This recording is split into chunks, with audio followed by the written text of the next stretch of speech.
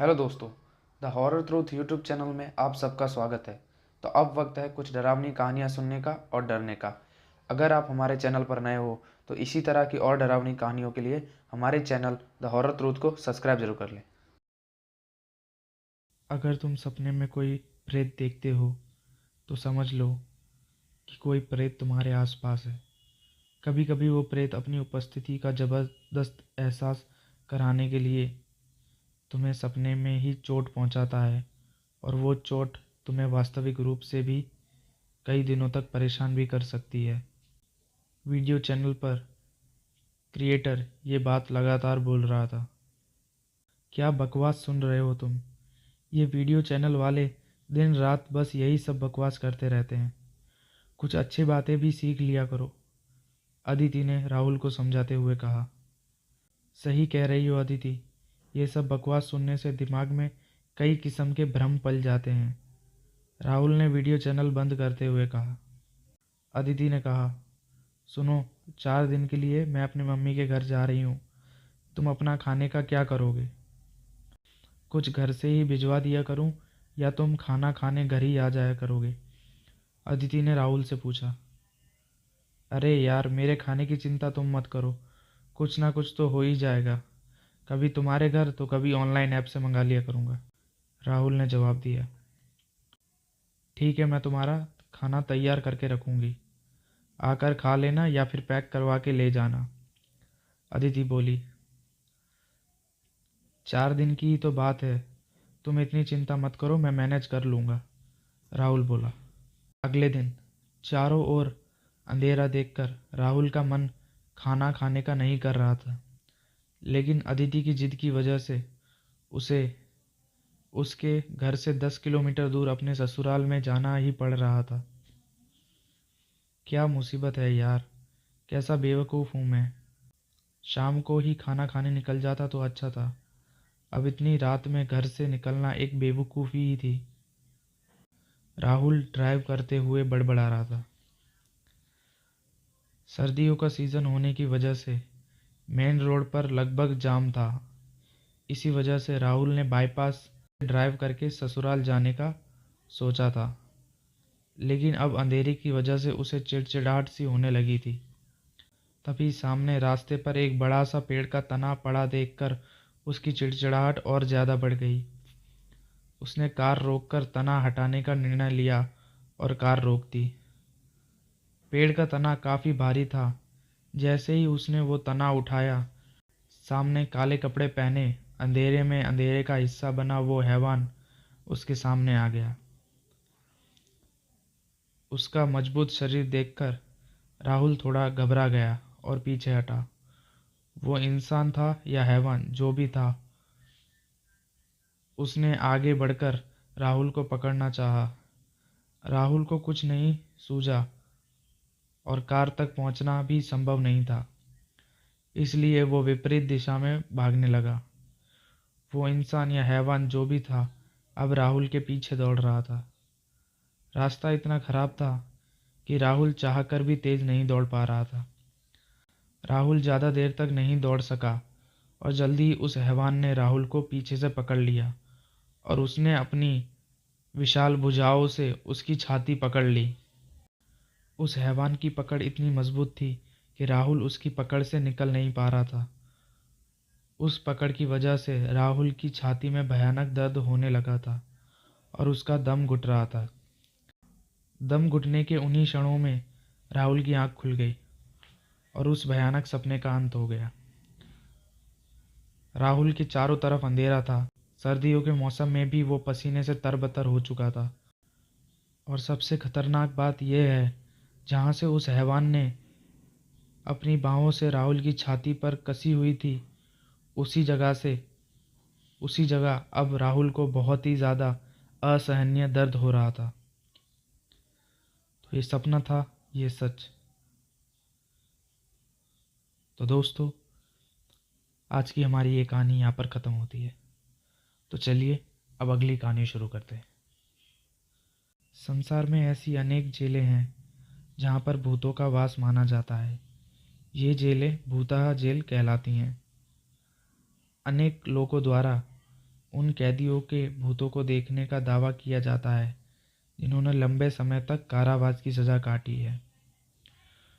कुछ कैदियों को जीते जी अपने जेलों से इतना लगाव हो गया कि मृत्यु के बाद भी वह भूत बनकर अपने जेलों के कमरों में वापस आ गए। ये भूत अपने जेल के कमरे में अन्य कैदी का रहना भी बर्दाश्त नहीं करते थे।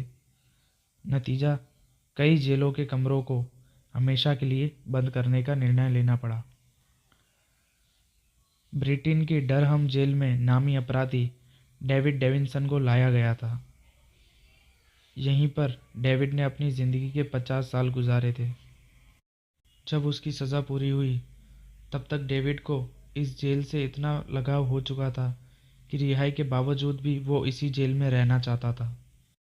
इस संबंध में डेविड ने तभी के गवर्नर जिरात क्लेटन को प्रार्थना पत्र भेजा, जिसमें शेष जिंदगी भी जेल में ही बिताने की अनुमति मांगी थी। गवर्नर ने डेविड की मांग को अनुचित ठहराते हुए तात्कालिक रिहाई की आदेश जारी किया। डेविड ने मन मारकर जेल छोड़ दी और अकेला रहने लगा।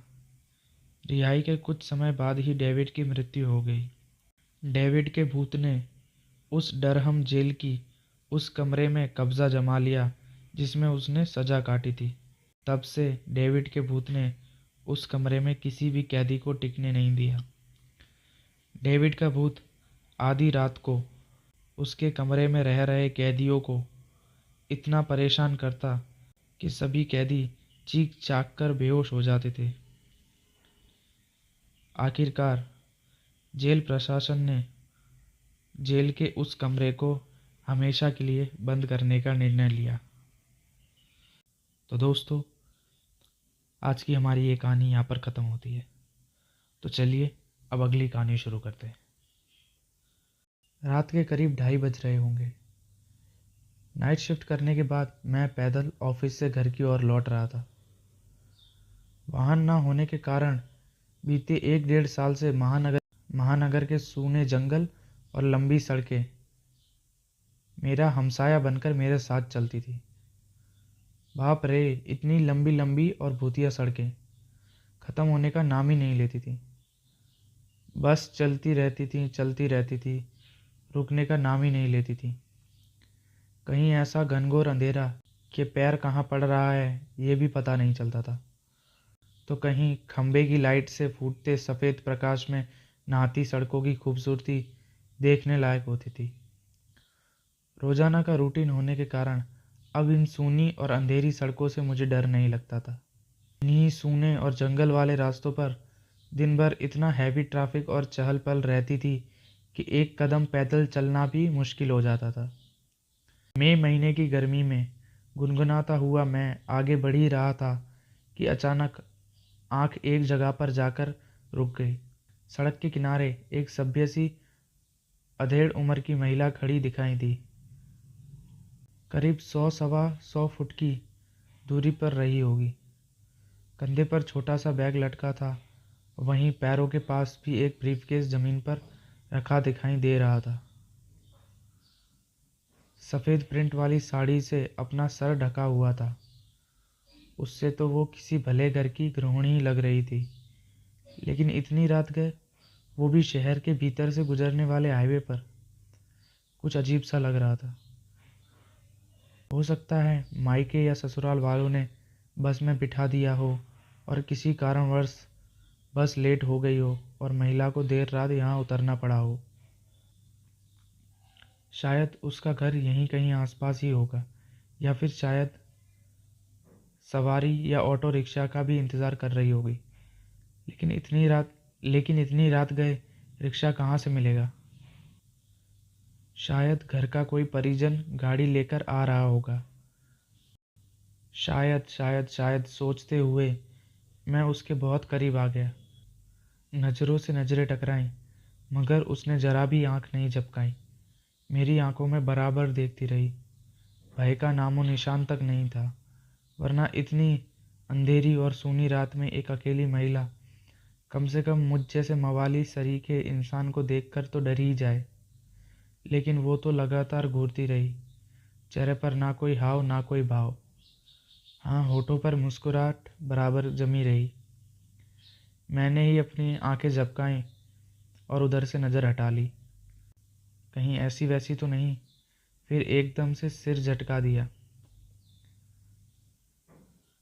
होगी कोई, मुझे क्या लेना देना।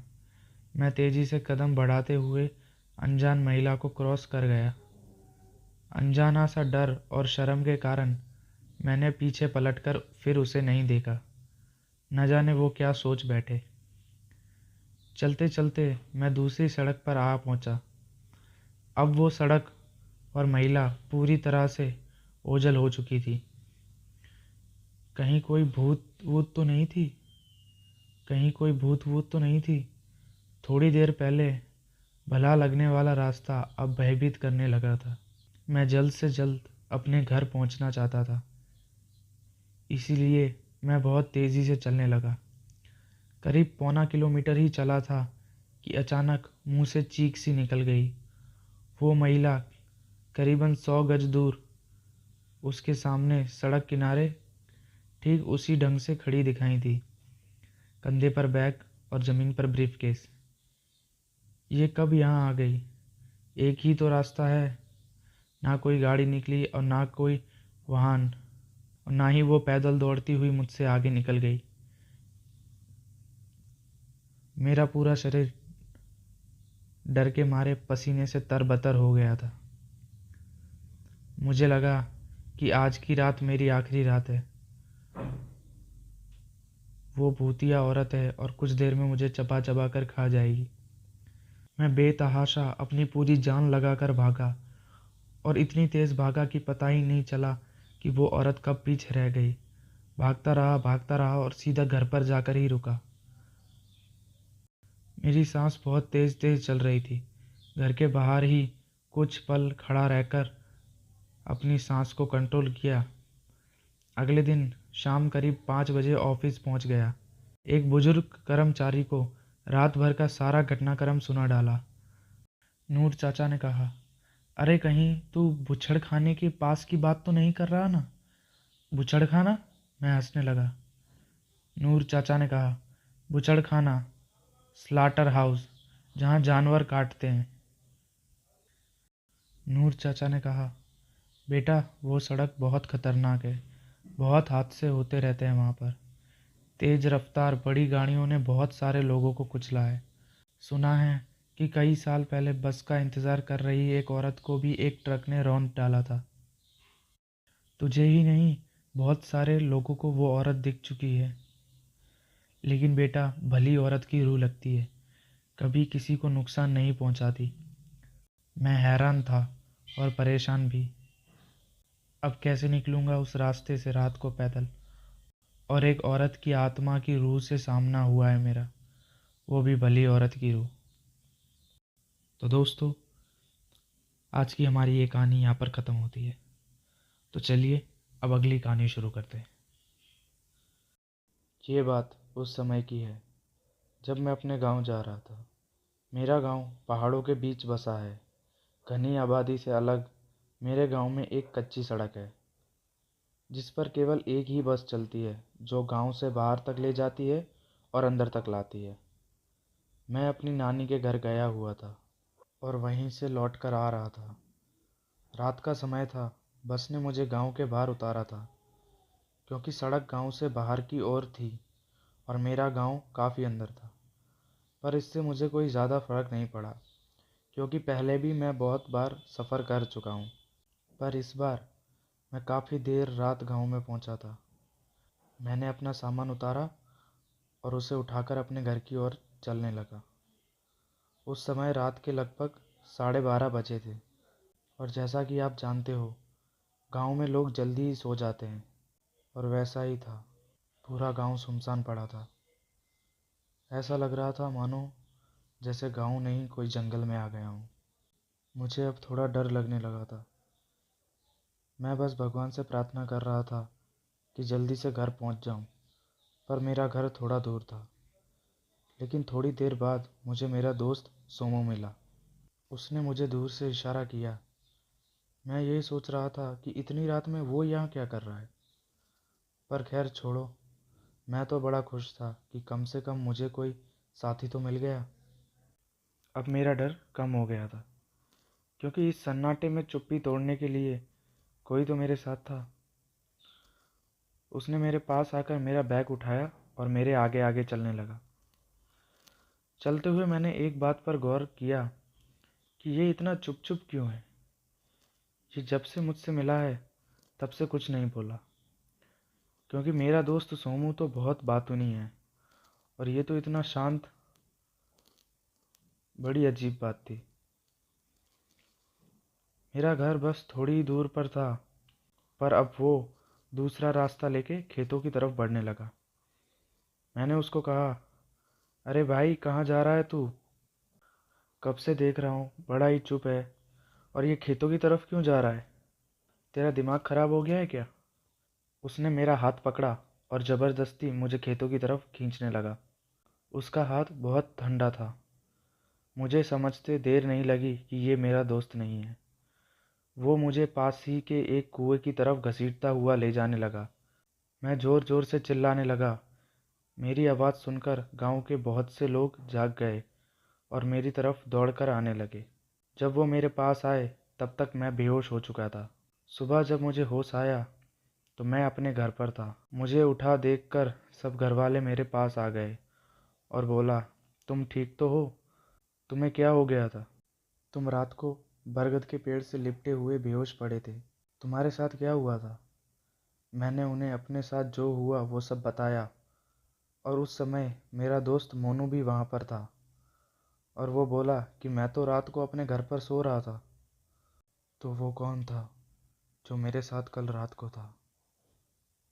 मैं ऐसा सोचकर सबकी तरफ देखने लगा। तो दोस्तों, आज की हमारी ये कहानी यहाँ पर ख़त्म होती है। तो चलिए अब अगली कहानी शुरू करते हैं। ये हवेली राजा महाराजा के समय में बनाई गई थी, लेकिन पिछले 18 सालों से इस हवेली में आज तक कोई भी रहने नहीं आया है। इच्छा होने पर भी इस हवेली में कोई भी नहीं रह पाता था, क्योंकि लोग कहते थे कि इस हवेली में भूत प्रेत का साया है। जब अजीत को इस हवेली के बारे में पता चला तो उसने तय किया कि वो इसका रहस्य जानकर ही रहेगा। क्यों लोग आखिर इस हवेली में नहीं रह पा रहे हैं। उसने मजबूत इच्छा शक्ति के साथ हवेली में रहने की पूरी तैयारी कर ली थी। जब उसने हवेली के अंदर जाने के लिए अपना पैर आगे बढ़ाया तो दरवाजे पर किसी अनजान व्यक्ति ने उसे रोक लिया और नज़दीक जाके बोला, कौन हो आप और किधर जा रहे हो? अजीत ने जवाब देने की बजाय उसको सामने सवाल किया, जी आप कौन? मेरा नाम अर्जुन है और मैं यहीं पास में ही रहता हूँ, उसने कहा। अजीत ने कहा, ओ अच्छा, मैंने सुना है कि यहाँ एक भूतिया हवेली है और यहाँ कोई नहीं आ पाता, इसलिए मैं इस हवेली में एक दिन रुकने का फैसला करके आया हूँ। अर्जुन ने कहा, जी हाँ, आपने सही सुना है, और आप भी अंदर मत जाइए, मेरी माने तो आप भी वापस लौट जाइए, यहाँ बहुत खतरा है। ये सुन के अजीत खुश हो गया, जैसे उसे कोई लॉटरी लग गई हो। उसकी खुशी देखकर अर्जुन बोला, आप क्यों खुश हो रहे हो? आपको तो भूत का नाम सुन के डर लगना चाहिए। अजीत ने कहा, शायद आपको पता नहीं होगा, मैं भूत प्रेत में काफ़ी दिलचस्पी रखता हूँ। अगर इस हवेली में भूत है तो मैं अंदर जरूर जाऊँगा और सारी सच्चाई का पता लगाऊंगा। इतना कहकर अजीत उस हवेली में चला गया। अंदर जाके अजीत ने अपनी बैग को साइड में रखा और हवेली के चारों ओर देखने लगा। सारे रूम भी चेक कर लिए। बाद में ड्राइंग रूम में आकर सोफे पर बैठ गया। उसने वहां बैठकर दारू के 2-4 पैक भी पिए। वहीं अचानक से उस रूम में एक लाइट बल्ब चालू बंद होने लगा, लेकिन अजीत ने उस पर ध्यान नहीं दिया। थोड़ी देर बाद दूसरा बल्ब भी चालू बंद होने लगा। फिर तो हवेली की सारी लाइटें चालू बंद होने लगीं। ये सब देखकर अजीत अपनी जगह पर खड़ा हो गया और एकदम सतर्क हो गया। अचानक से उसके सामने एक छोटा टेबल हवा में उड़ने लगा और करीबन 6 फुट हवा में उड़ के गोल गोल घूमने लगा और बाद में अजीत की ओर तेजी से आने लगा। अजीत ने तुरंत ही अपनी जगह बदली और दूसरी ओर चला गया। वो टेबल वहीं जाके गिरा जहां अजीत खड़ा था। अजीत कुछ समझ पाता उतने में सोफे की सीटें उसकी ओर आने लगीं वो जल्द खड़ा हो गया और छलांग लगा के दूसरी ओर कूद गया, जिसके कारण सोफा दीवार को टकरा गया और अजीत बच गया। अचानक से सब कुछ शांत हो गया। अजीत ने चारों ओर सतर्कता से देखा और बड़ी आवाज में बोला, तुम जो भी हो, सामने आकर बात करो। वहीं एक बड़ी परछाई उसके सामने आ गई। अजीत ने उस परछाई को देखकर बोला, कौन हो तुम और क्यों मुझे मारना चाहते हो? परछाई ने कहा, तुम्हारी भूल के कारण। अजीत ने कहा, मेरी भूल? मैंने कौन सी भूल की? परछाई, इस हवेली में आने की भूल। मैं किसी को भी इस हवेली में खुश नहीं रहने दे सकता। अजीत ने कहा, लेकिन क्यों? वो परछाई ने जवाब दिया, आज से करीबन 18 साल पहले इस हवेली के मालिक ने मुझे यहीं पर मार डाला था और मेरी कोई भी गलती भी नहीं थी। इस कारण की वजह से मेरी आत्मा इस हवेली में भटकती रहती है और किसी को भी इस हवेली में नहीं रहने दूंगा, क्योंकि इस हवेली में मेरा खून हुआ था और मुझे इंसाफ नहीं मिला। अजीत ने कहा, मैं तुम्हें तुम्हारे असली रूप में देखना चाहता हूँ। परछाई ने कहा, तुम्हें मारने से पहले मैं तेरी ये इच्छा जरूर पूरी करूँगा। और उस परछाई ने भयानक रूप ले लिया। उसका चेहरा इतना भयानक था कि अजीत भी एक क्षण के लिए डर गया था, लेकिन दूसरी ही क्षण उसने अपने आप पर काबू पा लिया। अजीत को ये सब होने का अंदाज़ा पहले से ही था और वो भोलेनाथ का भी भक्त था। इसलिए हवेली में जाने से पहले वो भोलेनाथ के मंदिर जाकर उनकी भभूत लेकर आया था। और जैसे ही उस नौकर के भूत ने उस पर हमला किया, उसने अपनी जेब से भभूत निकाली और उस भूत पर फेंक दी, और जिससे वो जलने लगा और उसमें से बड़ी बड़ी ज्वालाएं उठने लगीं। वो बहुत ज़ोर ज़ोर से चिल्लाने लगा और बाद में पूरी तरह से जल गया। उसके बाद जाकर कहीं अजीत ने चैन की सांस ली और वहीं पर सो गया। दूसरे दिन सुबह जब अजीत को सही सलामत हवेली में से बाहर आते हुए देखा तो अर्जुन को बहुत आश्चर्य हुआ। अर्जुन ने अजीत से पूछा, तुम जिंदा कैसे हो? तब अजीत ने अर्जुन को कल रात की घटी सारी घटना को पूरी तरह से बताया और बोला कि अब ये हवेली भूतिया हवेली नहीं रही है। आज की हमारी ये कहानी यहाँ पर ख़त्म होती है। तो चलिए अब अगली कहानी शुरू करते हैं। ये बात उन दिनों की है जब मैं 9वीं कक्षा में पढ़ता था। तब मेरी उम्र तकरीबन 14 साल की थी। उस समय मैं अपनी फैमिली के साथ रहा करता था। मेरी फैमिली में मेरे मम्मी पापा और मेरी छोटी बहन भी थी। मेरे पापा गवर्नमेंट की नौकरी करते थे, इसलिए हमें सरकारी क्वार्टर्स में रहना पड़ता था। जब मेरे पापा का प्रमोशन हुआ था तब हमने उस कॉलोनी में एक बड़ा सा फ्लैट ले लिया। उसके बाद हम नए फ्लैट में शिफ्ट हो गए। मैं बहुत ही ज़्यादा खुश था, क्योंकि मैं सोच रहा था कि अब मुझे अपना एक अलग कमरा मिलेगा। पता नहीं क्यों, जिस दिन से हम उस घर में रहने के लिए गए थे, तब से मुझे उस घर में अजीबोगरीब बेचैनी महसूस हो रही थी। उस घर में मुझे देर से सोने की आदत थी, क्योंकि हमारे टीवी चैनल वाला हर रात को एक नई फिल्म दिखाता था और मेरे मम्मी पापा और बहन दूसरे कमरे में जल्दी सो जाते थे। शुरू में तो सब कुछ ठीक था, लेकिन अचानक मुझे एक रात जब मैं अपने बेड पर मूवी देख रहा था, तब अचानक मुझे रूम के बाहर से किसी की आवाज़ सुनाई दी। मुझे लगा कि शायद मम्मी आई होंगी पानी पीने के लिए। मैंने ध्यान नहीं दिया। हाँ, लेकिन मैंने टीवी की आवाज़ थोड़ी धीमी कर ली थी। लेकिन 4-5 मिनट के बाद फिर से वही आवाज़ आने लगी। वो आवाज़ किसी औरत के चलने पर उसके पायल की आवाज़ आती है वैसी थी। छन छन छन, बिल्कुल ऐसी ही आवाज़ आ रही थी। मैंने टीवी की आवाज़ बिल्कुल बंद कर दी, लेकिन बाहर से वही आवाज़ आ रही थी, छन छन छन। ये आवाज़ सुनकर मेरा शरीर कांपने लगा और मेरे रोंगटे भी खड़े हो गए। आवाज़ लगातार आ रही थी, 4-5 सेकंड के लिए सुनाई देती, उसके बाद बंद हो जाती थी। मैं 3-4 मिनट के बाद फिर से छन छन छन की आवाज़ सुनाई दी, जैसे कि कोई भारी पायल पहनकर चल रही हो। मेरा दिल ज़ोर ज़ोर से धड़कने लगा।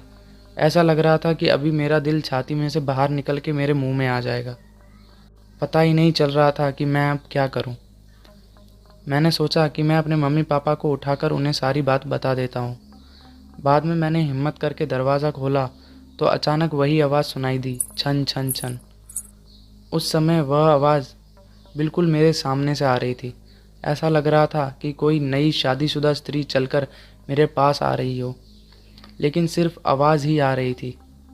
सामने कोई भी दिखाई नहीं दे रहा था और आवाज़ भी बिल्कुल स्पष्ट सुनाई दे रही थी, छन छन छन।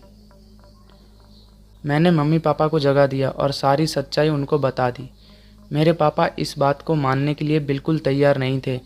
वैसे भी वहाँ सब लोग पूरी तरह नींद में थे। किसी ने भी मेरी बात पर ध्यान नहीं दिया। बाद में मैं अपने मम्मी पापा के कमरे में उनके साथ जाकर सो गया। ऐसे ही 3-4 दिन निकलने के बाद रात को फिर वही आवाज़ सुनाई देती, छन छन छन। बाद में मुझे उस आवाज़ की आदत पड़ गई। आवाज़ आने का कोई भी समय नक्की नहीं था। कभी कभी वह आवाज़ रात को 10 बजे या फिर रात को 10:30 बजे भी आती थी। परंतु एक बात तो नक्की थी कि वह आवाज़ सिर्फ मुझे ही सुनाई दे रही थी और दूसरे किसी को भी नहीं। कभी कभी मैं उस आवाज़ के कारण बुरी तरह डर जाता था।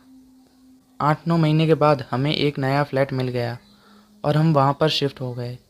उसी फ्लैट में हमारी जगह पर जो नए लोग रहने के लिए आए थे वो हमारे जान पहचान के लोग थे। उनका बेटा मेरा बहुत अच्छा दोस्त था और उनका फैमिली भी बहुत बड़ी थी। एक दिन वो अंकल हमारे घर पर आए और हमसे पूछा, क्या आपको भी कभी कभी कोई आवाज़ सुनाई दे रही थी? बस यही बात सुनकर मुझे पूरा यकीन हो गया कि वह कोई मेरा वहम नहीं था। उन अंकल के पूरे परिवार ने वो आवाज़ सुनी थी। आखिरी में मेरी मम्मी और पापा को यकीन हो गया कि मैं झूठ नहीं बोल रहा था। बाद में उन लोगों ने घर में पूजा पाठ करवाया। हमने ये बात जानने की कोशिश की थी कि उस घर में आखिर हुआ क्या था। तब जाकर हमें पता चला कि उस घर में एक नहीं बल्कि 6-6 आत्माएं रह रही थीं। उस बात को 14 वर्ष हो गए हैं और अब मैं बड़ा हो गया हूँ।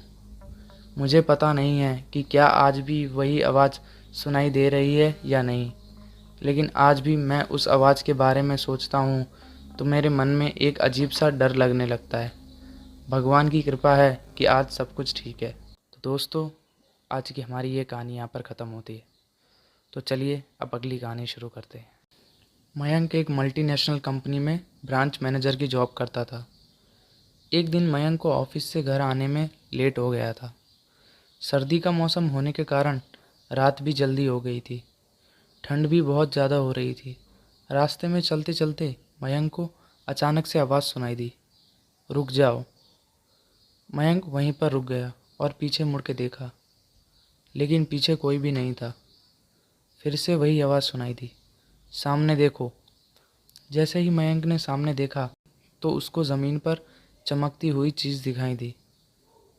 मयंक दौड़ के उस चीज़ के पास गया और देखा तो ये कोई साधारण चीज़ नहीं बल्कि एक चमकता हुआ हीरा था।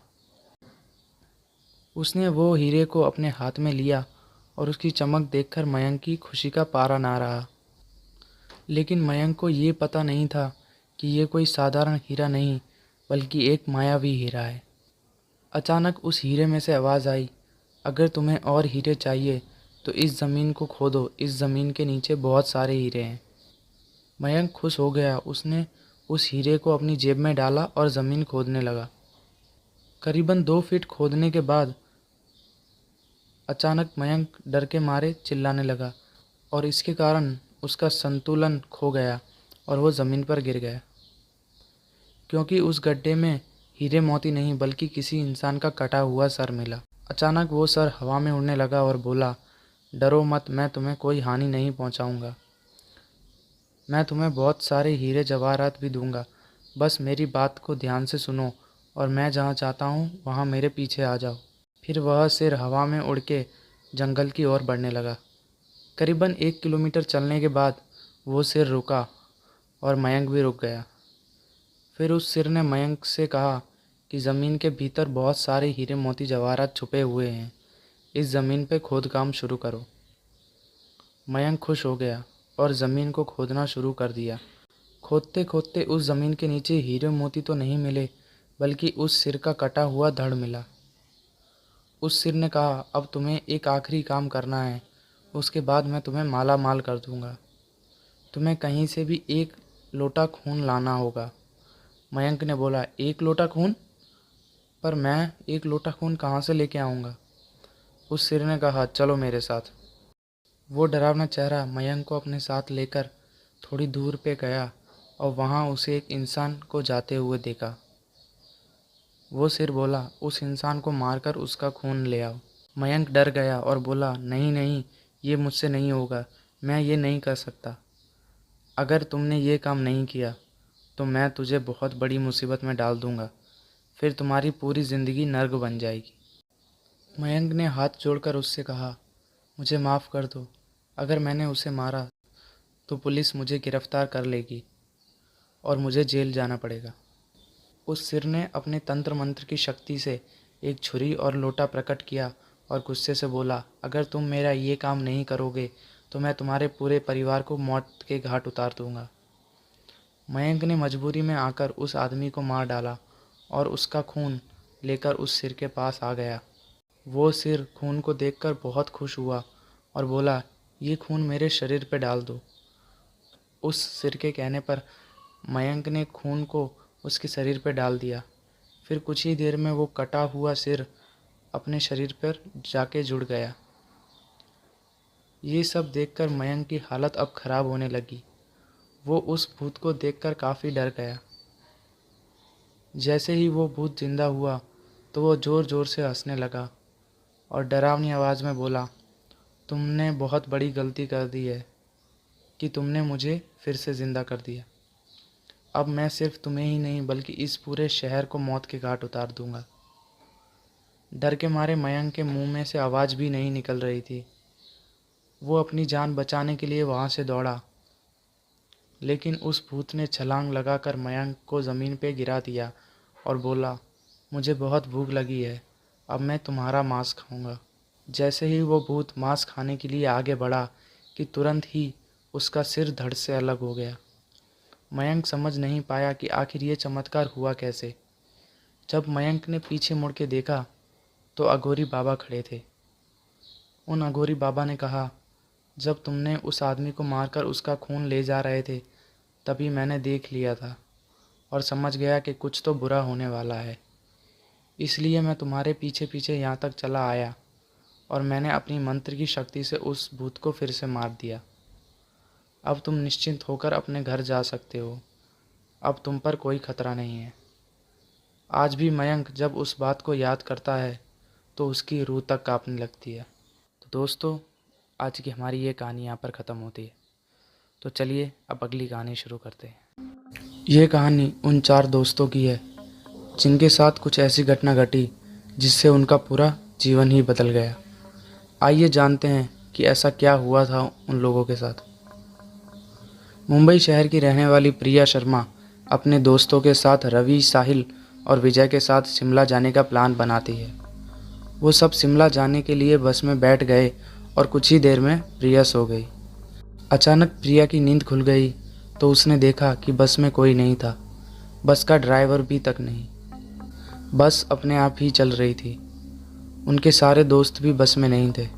ये सब देखकर डर के मारे प्रिया ज़ोर ज़ोर से चिल्लाने लगी। अचानक उसे लगा कि कोई उसके पीछे खड़ा है।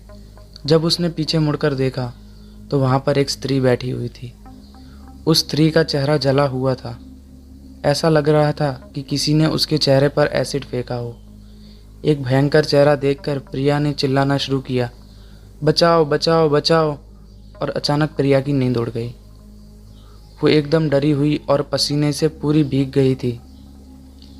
पास में बैठा हुआ विजय ने उसे पानी की बोतल दी और बोला, शायद तुम्हें कोई सपना देखा होगा। थोड़ी ही देर में सब शिमला पहुंच गए और एक होटल पर रात बिताने के लिए गए। दूसरे दिन वो सब साथ में मिलकर होटल के पास वाले पहाड़ पर घूमने जाने का नक्की किया। करीबन आधे घंटे में वो सब पहाड़ की सबसे ऊंचाई पर पहुंच गए थे। वहां से नीचे देखने पर घने लीलेछम पेड़ पौधे काफ़ी सुंदर दिख रहे थे। अचानक साहिल चौंक गया और बोला, नीचे देखो, कोई खड़ा है, लगता है कोई स्त्री है। विजय और रवि भी देखने लगे लेकिन उन्हें कुछ नहीं दिखा और बोले, तू पागल हो गया है क्या? इस घने जंगल में कोई स्त्री कैसे आ सकती है? तुझे शायद कोई भ्रम हुआ होगा। उसके बाद वह सब खुली जगह पर चले गए। रात होने वाली थी, इसलिए वह सब ने पहाड़ पर ही रुकने का निर्णय किया। इसलिए उन सब ने वहाँ पर ही तंबू लगाया और खाने पीने के लिए सामान बाहर निकालने लगे। प्रिया का बैग तंबू के बाहर था, इसलिए वो उसे लेने के लिए बाहर गई तो वहाँ पर उसे किसी की आवाज़ सुनाई दी। प्रिया उस आवाज़ की ओर अपनी नज़र घुमाती है तो उसने सामने से 3 आदमियों को आते हुए देखा। उनके हाथों में धारदार हथियार देखकर प्रिया डर जाती है और दौड़ के तंबू के अंदर आ जाती है और अपने सभी दोस्तों से ये बात कहती है, लेकिन उसकी बातों पर कोई भी विश्वास नहीं करता। प्रिया चिल्लाकर बोलती है, तुम सब पागल हो गए हो क्या? कोई भी मेरी बात पर भरोसा क्यों नहीं कर रहा है? बाहर चलिए मेरे साथ, मैं आप सभी को बताती हूँ। वो सभी बाहर आके शिखर की टोच से नीचे देखने लगते हैं। उतने में ही उन सभी लोगों को लगता है कि कोई 3 लोग उनकी तरफ बढ़ रहे हैं। ये सब देखकर वो सभी डर जाते हैं और तुरंत ही अपना सामान समेटने लगते हैं और बड़े से पत्थर के पीछे जाके छुप जाते हैं। थोड़ी देर में वो सब ऊपर आ जाते हैं। प्रिया देख रही थी कि उनके हाथ, पैर और सिर आम आदमी जैसे तो बिल्कुल भी नहीं थे। वो सब एक जगह पर बैठ जाते हैं और कुछ तांत्रिक विद्याएं शुरू करते हैं। उनमें से एक आदमी अपने हाथ की उंगली काट देता है, लेकिन अंधेरे की वजह से उन्हें कुछ भी ठीक से दिखाई नहीं दे रहा था। अचानक उन चारों ने देखा कि एक औरत उन आदमियों के बीच में आके लेट जाती है। कोई नहीं जानता आखिर वो औरत वहाँ पे पहुँची कैसे। प्रिया ने कहा, मुझे कुछ समझ नहीं आ रहा है, आखिर ये सब हो क्या रहा है? मुझे बहुत ही ज़्यादा डर लग रहा है। एक के बाद एक वो तीनों उस औरत को सूंघने लगते हैं। वहीं पे अचानक से उस औरत ने अपनी उंगली उठाई और हमारी तरफ इशारा करने लगी। हम सब डर गए। वो तीनों उस औरत को छोड़कर अब हमारी तरफ बढ़ने लगे थे। हम सब पहाड़ से नीचे होटल की ओर दौड़ने लगे। हमारी आवाज़ सुनकर वो तीनों हमारे पीछे दौड़ने लगे। प्रिया और साहिल सबसे आगे दौड़ रहे थे और विजय और रवि उनके पीछे दौड़ रहे थे। प्रिया और साहिल होटल तक पहुंच गए, लेकिन रवि और विजय का कोई पता नहीं चल रहा था। हमने होटल वालों को इन सब के बारे में बताया तो उन्होंने कहा कि उस पहाड़ पे कोई नहीं जाता, वो पहाड़ श्रापित है। जो भी वहाँ जाता है वो कभी वापस नहीं आता। आपकी किस्मत अच्छी थी कि आप अभी ज़िंदा हो, लेकिन हमारे दोस्त रवि और विजय कभी भी वापस लौट के नहीं आए। हमने उन्हें ढूंढने की बहुत कोशिश की, पुलिस में कंप्लेन तक करवाई, लेकिन कोई फ़र्क नहीं पड़ा। तो दोस्तों, आज की हमारी ये कहानी यहाँ पर ख़त्म होती है। तो चलिए अब अगली कहानी शुरू करते हैं।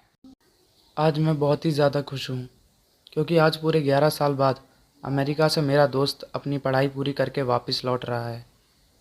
उसने भौतिक शास्त्र के विषय में पीएचडी की हुई है और उसका मानना है कि ये दुनिया में जो कुछ भी हो रहा है उसके पीछे कहीं ना कहीं फ़िज़िक्स छुपा हुआ है। खैर जो भी हो, पर इस कहानी में ऐसा तो क्या होगा कि उसकी फ़िज़िक्स भी काम नहीं आएगी। चलिए आज मैं आपको पूरी कहानी बताता हूँ। जब वो अमेरिका से वापस आया तो सीधा मुझसे मिलने के लिए मेरे घर पे आ गया और आकर ही मुझे गले से लगा लिया। मैं भी उसे देखकर बहुत खुश हो गया। मैंने बोला, अरे शिवम, अमेरिका से कब लौटा? मुझे बताया भी नहीं। आज ही लौटा हूँ और तुम्हें सरप्राइज़ देना चाहता था, इसलिए तुम्हें नहीं बताया। और बता, क्या हाल चाल, घर में सब कैसे हैं? मैंने कहा, सब बढ़िया है और घर में भी सब अच्छा है। तू बता, तू कैसा है? तुम्हारी पढ़ाई पूरी हो गई? हाँ, मेरी पढ़ाई तो कंप्लीट हो गई और अब मैं हमेशा के लिए इंडिया वापस आ गया हूँ। अब हम दोनों मिलके खूब मस्ती करेंगे। मैंने कहा, ठीक है, पर आज तुम्हें मेरे घर पे खाना खाने के लिए आना पड़ेगा। वो बोला, ज़रूर आऊँगा, और उसके बाद हम कहीं घूमने के लिए जाएंगे, कुछ तूफ़ानी करेंगे, ठीक है ना? मैंने बोला, ठीक है। उसके बाद हम दोनों ने रात को खाना खाने के बाद हमारे गांव के पुराने मंदिर में घूमने जाने का नक्की किया। मैंने बोला, शिवम, क्या तुझे पता है ये मंदिर बहुत ही ज़्यादा प्रचलित है? उसने हैरान होकर बोला, ओह, तो ये है तुम्हारा तूफ़ानी अंदाज़? क्या यार, कोई अच्छी जगह नहीं मिली तुझे? तू मुझे यहाँ मंदिर ले आया। मैंने बोला, तू चल तो सही, बहुत मज़ा आएगा। लोगों का मानना है कि यहाँ भूत प्रेत जैसी आत्माएं रहती हैं। इतने में शिवम बोला, क्या सच में यहाँ पे भूत हैं? क्या तुम भी मजाक कर रहे हो? मैं नहीं मानता। मैंने बोला, ठीक है, हम दोनों साथ में जाते हैं और पता लगाते हैं कि सच में भूत है कि नहीं। फिर हम दोनों मंदिर के अंदर चले गए। मंदिर काफ़ी बड़ा था और थोड़ा भयानक भी लग रहा था। ऐसा लग रहा था कि कई दिनों से यहाँ साफ़ सफाई नहीं हुई है। फिर हमने मंदिर के पुजारी से बात की। पंडित जी, हमने सुना है कि यहाँ आसपास कोई भूत का निवास है, क्या ये बात सही है? ये सुनकर वो पुजारी हमें घूरने लगा और बोला, चलो जाओ यहाँ से, ये जगह तुम्हारे लिए सही नहीं है। मैंने बोला, क्यों पंडित जी? पंडित जी ने बोला, आओ मेरे साथ, मैं तुम्हें बताता हूँ। इतना कहा इतना कह के वो हमें एक कमरे में ले गए और हम जैसे ही अंदर गए, वो पुजारी ने बाहर से उस कमरे को लॉक कर दिया। ये देखकर मैं और मेरा दोस्त शिवम बहुत ही ज़्यादा घबरा गए। वहाँ पे अंदर जाके देखा तो हमारे तो होश ही उड़ गए। वहाँ उस रूम के अंदर कई सारे कंकाल पड़े हुए थे और बहुत ज़्यादा गंदी बास आ रही थी। उतने में ही पीछे से दो बड़े और भयानक दिखने वाले आदमी आए। उन्हें देखकर ऐसा लग रहा था कि वो साधारण इंसान नहीं बल्कि मांस और खून पीने वाले नरभक्षी हैं। ये सब देखकर हम बहुत डर गए। हमने तो मान ही लिया था कि अब हम जिंदा नहीं बचेंगे। फिर उन दोनों ने हमें कस के पकड़ा और हम दोनों को एक कोने में फेंक दिया। फिर हम दोनों बहुत चिल्लाए, बचाओ बचाओ, लेकिन कोई बचाने के लिए नहीं आया। इतने में ही वो पंडित जी एक बड़ी चमत्कारी तलवार लेकर हमारे रूम में आए। फिर उन तीनों ने उस रूम में आग लगा के मंत्रोच्चार करना शुरू कर दिया। हम ये सब देखकर डर के मारे और ज़्यादा ज़ोर से चिल्लाने लगे। ठीक उसी समय किसी ने बाहर से हमारे रूम का दरवाज़ा खटखटाया। दरवाजे की खड़खड़ाहट सुनकर उन तीनों ने रूम की आग बुझा दी और दूसरे कमरे में चले गए।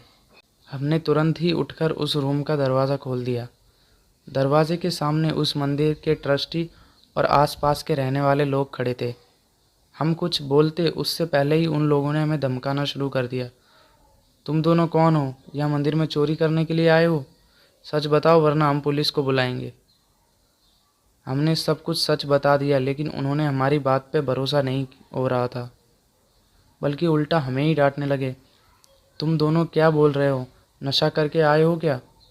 ये मंदिर कई सालों से खंडर हो चुका है। यहाँ कोई पुजारी नहीं है। अब चलो यहाँ से, वरना हम पुलिस को बुलाएंगे। ये सुनकर हमारे तो होश ही उड़ गए, क्योंकि हमने अभी तक जो भी देखा वो कोई इंसान नहीं बल्कि उनकी प्रेत आत्माएं थीं। हम तुरंत ही मंदिर से बाहर निकल गए। बाहर निकलते समय मैंने मंदिर की खिड़की से अंदर देखा तो वो तीनों वहीं पे मौजूद थे और मुझे देखकर हंस रहे थे। मैं और मेरा दोस्त तुरंत बाइक लेकर घर पहुंच गए। आज भी उसके बारे में सोचता हूँ तो मेरा हृदय डर से कांपने लगता है। तो दोस्तों, आज की हमारी ये कहानी यहाँ पर ख़त्म होती है। तो चलिए अब अगली कहानी शुरू करते हैं। रात का वो शायद दूसरा पैर चल रहा था। इतनी रात को न जाने कहाँ से एक गाड़ी बहुत ही ज़्यादा स्पीड से आती हुई दिखाई दे रही थी। वो गाड़ी उस मोड़ से अब गुजरने ही वाली थी कि अचानक से ब्रेक्स लगने की आवाज़ आई। उसके बाद कुछ ऐसा हुआ जिसे लफ्ज़ों में बयां करना मुश्किल है। गाड़ी दूर तक आवाज़ करती हुई गई और कहीं पे जाके टकराई। वो हादसा इतना भयानक था कि मुझे सिर्फ लोगों की चीख सुनाई दी। जब तक वहाँ जाते सबकी चीखें एक भयानक खामोशी में बदल गई थी। हर तरफ बस खून ही खून था और उसमें पड़ी मासूम लोगों की लाशें। ये बताते हुए वो बूढ़ा किसान रो रहा था और हम सब पूरे मन लगा के उसकी बातें सुन रहे थे। ये सब वो बूढ़ा हम सब दोस्तों को अगर पहले बताता तो शायद हम उस पर यकीन नहीं करते, लेकिन अब ये सब जब हमारे साथ हुआ तब तो यकीन करना ही था। मेरा नाम कैलाश है। मैं वैसे तो एक सिविल इंजीनियर हूँ, लेकिन मुझे घूमने का बहुत शौक़ है। जब भी मौका मिलता मैं अपने दोस्तों के साथ गाड़ी लेके निकल जाता, कभी मेरी तो कभी उनकी गाड़ी में। या फिर किराए की। किराए की गाड़ी हम तभी करते जब कहीं दूर जाना होता था। ऐसे ही हम सब दोस्त प्लान कर रहे थे कि कहाँ जाएं, और सबने एक जगह पर अपनी हाँ भरी। वो जगह शहर से दूर थी, घाटियों में बसी, बेलापुर। नाम सुन के हम सब हंस पड़े। ये किस हिंदी मूवी के गांव के नाम जैसा लग रहा है। मैंने कहा, ऐसा सच में कोई गांव है या बस ऐसे ही बोल रहा है तू देवराज? देवराज ने सीधे मुझे वहाँ की फ़ोटो दिखाई। हम सब देखते ही रह गए। बहुत ही खूबसूरत पहाड़ियाँ थी और बादलों से घिरा हुआ गांव बेलापुर। अब तो मेरा मन भी वहाँ जाने का कर रहा था। मैं, राहुल और देवराज तीनों ने शनिवार का प्लान बनाया और हम सब देवराज की ही गाड़ी से निकल गए। सुबह जल्दी उठ के सामान बांधा और बिना कुछ खाए हम निकल गए। सोचा रास्ते में कुछ खा लेंगे। सूरज अब काफ़ी ऊपर आ चुका था। सबको बहुत भूख भी लग रही थी, तो सोचा कहीं रुक के पेट पूजा कर ली जाए। हाईवे पे आजकल इतने छोटे मोटे ढाबे हो गए हैं कि खाने पीने की कोई टेंशन ही नहीं है, और हमारे जैसे घुमक्कड़ लोगों के लिए ये तो सोने पे सुहागा है। एक जगह देवराज ने गाड़ी रोकी। हम सब उतरकर ज़रा फ्रेश होकर नाश्ता करने लगे।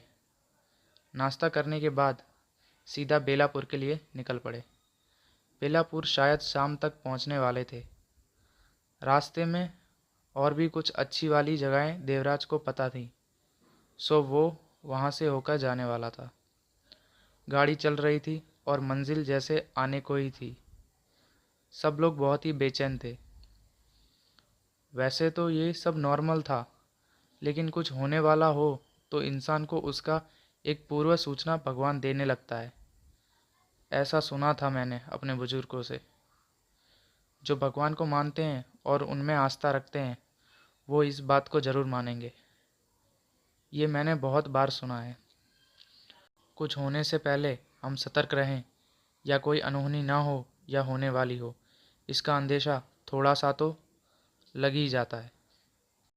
लेकिन हमने इन सब बातों को नज़रअंदाज किया और मस्ती में निकल पड़े। मेरी थोड़ी आंख लग रही थी, तो मैंने राहुल को आगे बैठने को बुलाया और मैं पीछे जाके लेट गया। देवराज को बहुत गुस्सा आया कि ट्रिप का मज़ा ये सो के ले रहा है, लेकिन मुझे बहुत नींद आ रही थी। अभी तक हम आधे दूर आ चुके थे। रास्ते में रुकने का सोचा था, लेकिन रास्ता ख़राब होने के कारण देवराज ने कुछ और जगह दिखाने का प्लान कैंसिल कर दिया। शाम हो रही थी। मैं अब काफ़ी अच्छा महसूस कर रहा था। पहाड़ों का रास्ता चालू हो गया था।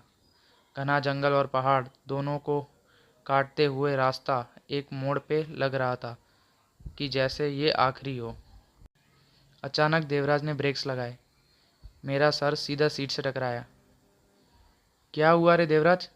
पागल, मेरा सिर फूट जाता तो? क्या ज़रूरत थी ज़ोर से ब्रेक लगाने की? मैंने बोला। शाम होने से हेडलाइट चालू थी गाड़ी की। सामने से एक औरत आते हुए दिखी। उसने हमसे बेलापुर के रास्ते में एक गांव तक लिफ्ट मांगी। हम सब एक दूसरे की तरफ देख रहे थे। कुछ बोलते इससे पहले वो औरत बोली, भाई साहब मेरी मदद करो, मेरी बच्ची घर में अकेली है, उसको देखने वाला कोई नहीं है। मैं पास के गांव में बाज़ार के लिए आई थी, अब वापस जाने के पैसे नहीं हैं, इसलिए पैदल जा रही हूँ। देवराज ने सीधा नहीं कहा तो वो रोने लगी। राहुल मेरी तरफ देख रहा था। किसी औरत को लिफ्ट, और वो भी गांव में, ये बात हम सबको हजम नहीं हो रही थी। वो औरत गाड़ी के सामने आके बैठ गई, रो के मदद की भीख मांगने लगी। इंसानियत के नाते हमने उसको सामने देवराज के साथ बिठा दिया। राहुल मेरे साथ पीछे आ गया।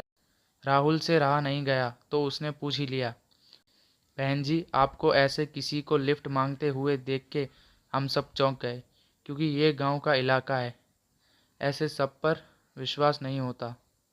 वो बोली, भैया ज़रूरत है, इसलिए हम हमेशा बाजार करके इसी रास्ते पे पैदल ही जाते हैं। ये रास्ता नया नहीं है, लेकिन कुछ दिनों से यहाँ एक आदमखोर शेर घूम रहा है, इसलिए थोड़ा डर लगा रहता है। आप शायद नहीं जानते, संभाल कर रहिएगा। गाड़ी चल रही थी और हम सब उस औरत की बातें सुन रहे थे और उस पर भरोसा भी कर रहे थे। कि उस आदमखोर शेर ने लोगों को कैसे मारा। उसकी बातों से लग रहा था कि ये लोग तो डर के माहौल में जी रहे हैं और इन सब चीज़ों की आदत हो गई है। गाड़ी चल रही थी। हम सब उसकी बातों में सब भूल गए थे कि राहुल का मोबाइल बजने लगा। कोई कॉल था। सबको अचानक से लगा जैसे नींद से उठ गए। अंधेरा काफ़ी हो गया था। हम जा ही रहे थे। रास्ता था जो ख़त्म ही नहीं हो रहा था। अब तक तो उस औरत का गांव भी आना चाहिए था।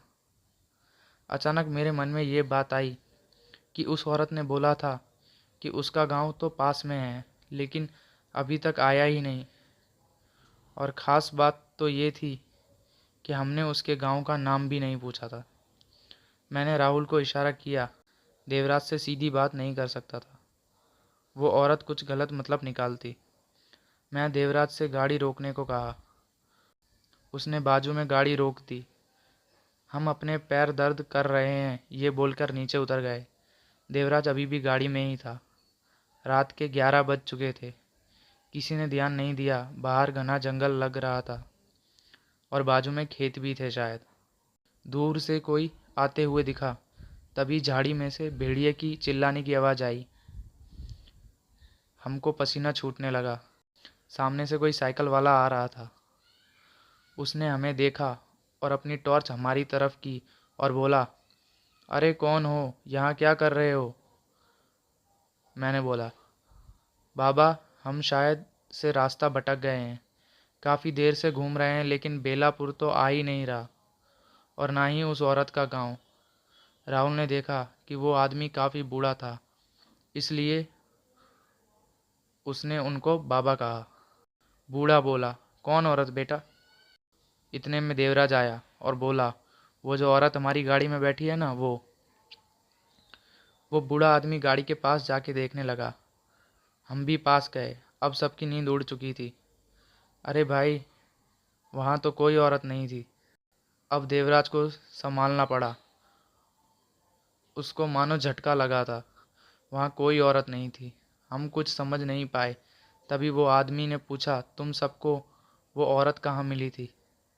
राहुल ने कहा, अभी कुछ 2 घंटे पहले रास्ते में मिली तो मदद चाहिए बोल के रो रही थी, तो हमने उसे गाड़ी में बिठा लिया। लेकिन हम बस घूम रहे हैं। उसका गांव भी पास में था बोल रही थी, लेकिन उसका गांव तो आया ही नहीं और ना हमारा। और गाड़ी रुकते ही खुद गायब हो गई, शायद उतर के चली गई। बाबा ने अपने हाथ से कुछ निकाला और हम सबके सर के ऊपर से घुमाया और कहा, बेटा तुम लोग ने एक भूत को अपनी गाड़ी में बिठाया था। वो कोई और नहीं, यहाँ उस मोड़ पे जो मौत होती है ये वो ही थी। तुम सबका नसीब अच्छा था इसलिए कोई हादसा नहीं हुआ। अभी तुम सब आगे मत जाओ। मेरा खेत पास में है, वहाँ चलो। आगे जाओगे तो तुम सबकी जान को शायद खतरा है। तुम सब अभी अभी मौत के साथ सफ़र करके आए हो। वो बूढ़ा हम सबको खेत में ले गया। वहाँ एक झोपड़ा था और वहाँ आग भी जल रही थी। हम एकदम सदमे में थे।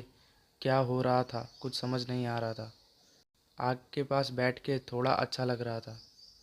बाहर अभी ठंड बढ़ गई थी। वो बूढ़ा हम सबको देख के बोलने लगा, तुम सब बहुत नसीब वाले हो। वो चुड़ैल ने आज तक बहुतों की जानें ली हैं। वो ऐसे ही किसी को रास्ते पे रोकती और बाद में उसकी मौत सामने वाले मोड़ पे हो जाती। ये किस्सा सालों से चलता आ रहा है। मौत पे किसी का बस चलता है भला? बूढ़े ने बोला। लेकिन हमने किसी का क्या बिगाड़ा है? वो उसको क्या पता, उसको तो बस बदला लेना है। उसको किसी ने मदद नहीं की सुना है। रास्ते से जा रही थी और उसका बच्चा घर में अकेला था। वो भागती रही लेकिन रात होने तक वो घर नहीं पहुंच पाई थी। उसका बच्चा मर गया। लोग कहते हैं कि वजह कोई और थी, लेकिन वो रास्ते से जाने वाले लोगों को दोषी मानकर जो उसके झांसे में फंसा उसको मारती है। हम सबको भी उस औरत ने यही कहानी बताई थी कि उसका बच्चा घर में अकेला है। हम सब एक साथ में बोल पड़े। वो बूढ़ा बता रहा था, अभी कुछ दिनों पहले की बात है। मैं यहाँ खेत पे आता हूँ रोज़। उस रात भी था। उस डायन ने एक पूरे परिवार का नाश कर दिया। मैं कुछ कर नहीं पाया था। आज जैसे तुम लोग बच गए, ऐसी किस्मत नहीं थी उन सब की। जब मैं पास में गया तो सारे लोग मर चुके थे। बच्चे तक को नहीं छोड़ा उस डायन ने। बूढ़ा किसान रो रहा था। उसकी बेबसी और लाचारी पे तरस तो आ रहा था, लेकिन हम कुछ कर नहीं पा रहे थे। सबसे पहले तो हम बच गए थे, इस बात का शुक्र मना रहे थे, और उस बूढ़े बाबा का भी। अगर वो नहीं आते थे तो आज शायद वो अनहोनी हमारे साथ भी उस मोड़ पे हो जाती। 4 बज चुके थे, सुबह होने वाली थी। थोड़ी देर में पहाड़ से नारंगी सी लकीरें आसमान पे दिखाई देने लगी थी। हमारी ज़िंदगी में एक नया सवेरा लेके आई ये सुबह। हमने बाबा के पैर छुए और एक याद दिल में लेके वहाँ से सीधा घर की ओर वापस मुड़ गए।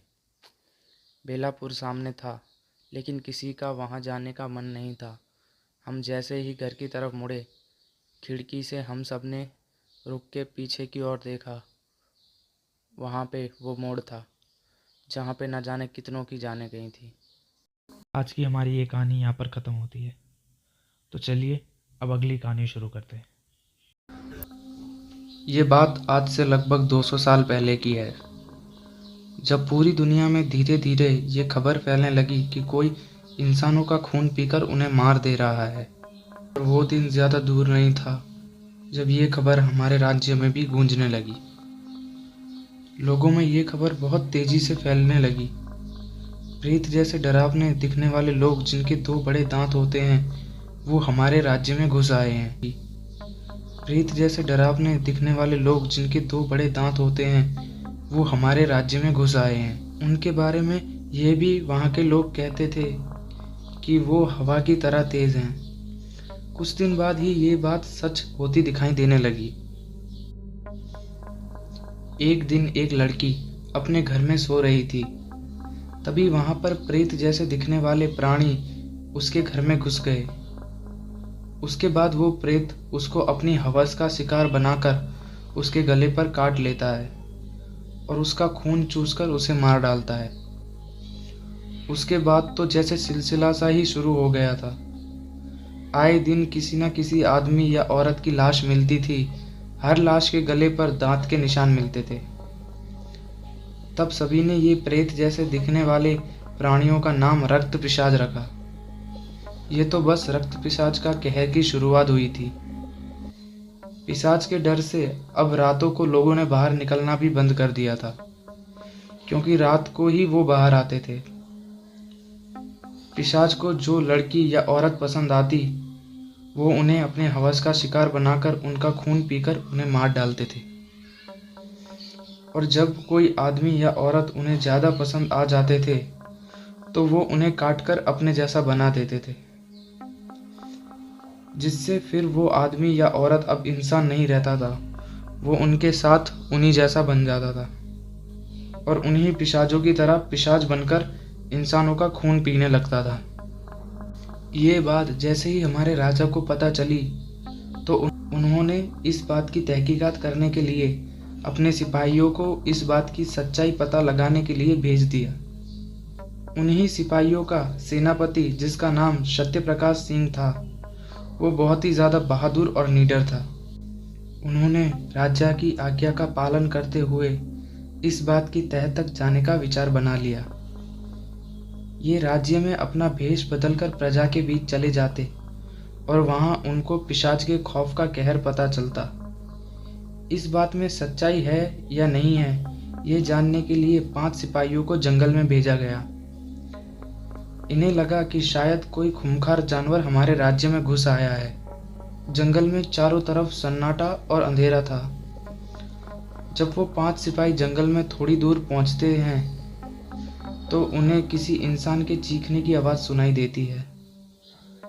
वो उस आवाज़ के पीछे दौड़कर जाते हैं और वो देखते हैं कि कोई इंसान का खून पी रहा है।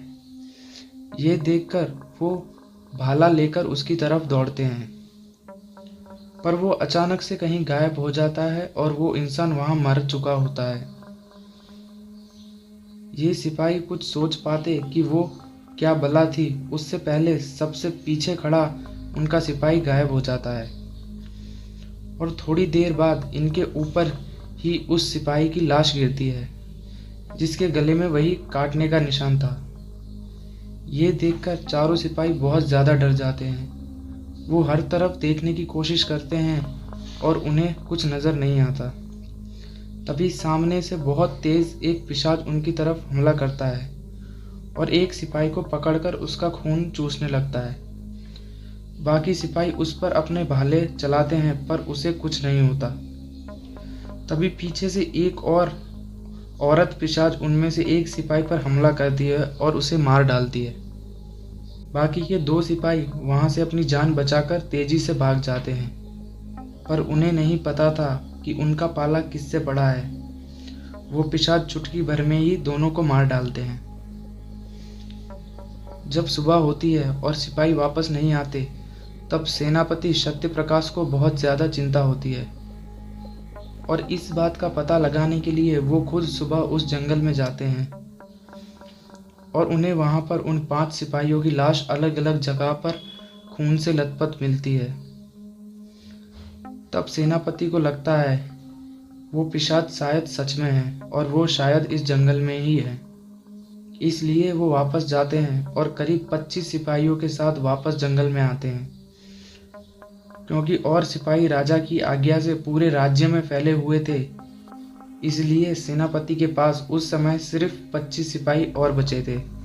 सेनापति जंगल में वापस आकर 25 सिपाहियों के जरिए जाल बनाते हैं ताकि वो उन पिशाचों को फंसा सके। वो घड़ी भी आ जाती है जो सेनापति सहित उन 25 सिपाहियों की जिंदगी या मौत तय करने वाली थी। रात होती है और सारे सिपाही छुपे रहते हैं, पर पिशाचों के आगे एक भी जाल इनका साथ नहीं दिया। पिशाचों ने सिपाहियों के खून को सूंघ लिया था और वो जहाँ छुपे थे वहाँ पहुंचकर उन्हें मारने लगे। धीरे धीरे सिपाहियों में भगदड़ मच गई।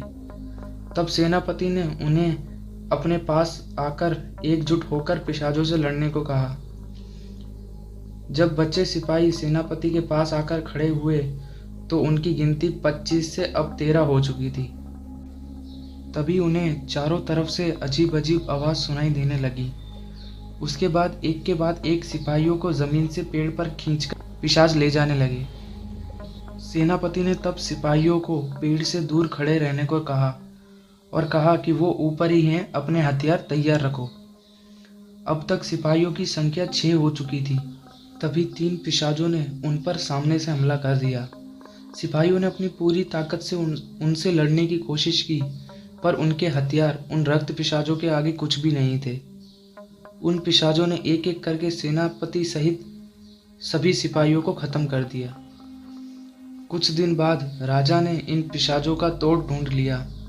फिर उन पिशाचों को मारा जाने लगा। धीरे धीरे पिशाच गायब होने लगे, पर कहते हैं कि पिशाच आज भी हमारे बीच इंसानों की तरह ही रह रहे हैं। वो समय आने पर ही बाहर आते। तो दोस्तों, ये कहानी यहाँ पर ख़त्म होती है। तो चलिए अब अगली कहानी शुरू करते हैं। एक बार एक नया विवाहित जोड़ा नए शहर में रहने जाता है। मैंने तो आपको बताया ही नहीं कि इनकी कहानी क्या है। इस नए विवाहित जोड़े में लड़के का नाम विक्रम है और लड़की का नाम साक्षी है। विक्रम की शादी को अभी कुछ ही महीने हुए थे। दोनों बहुत खुश रहते थे।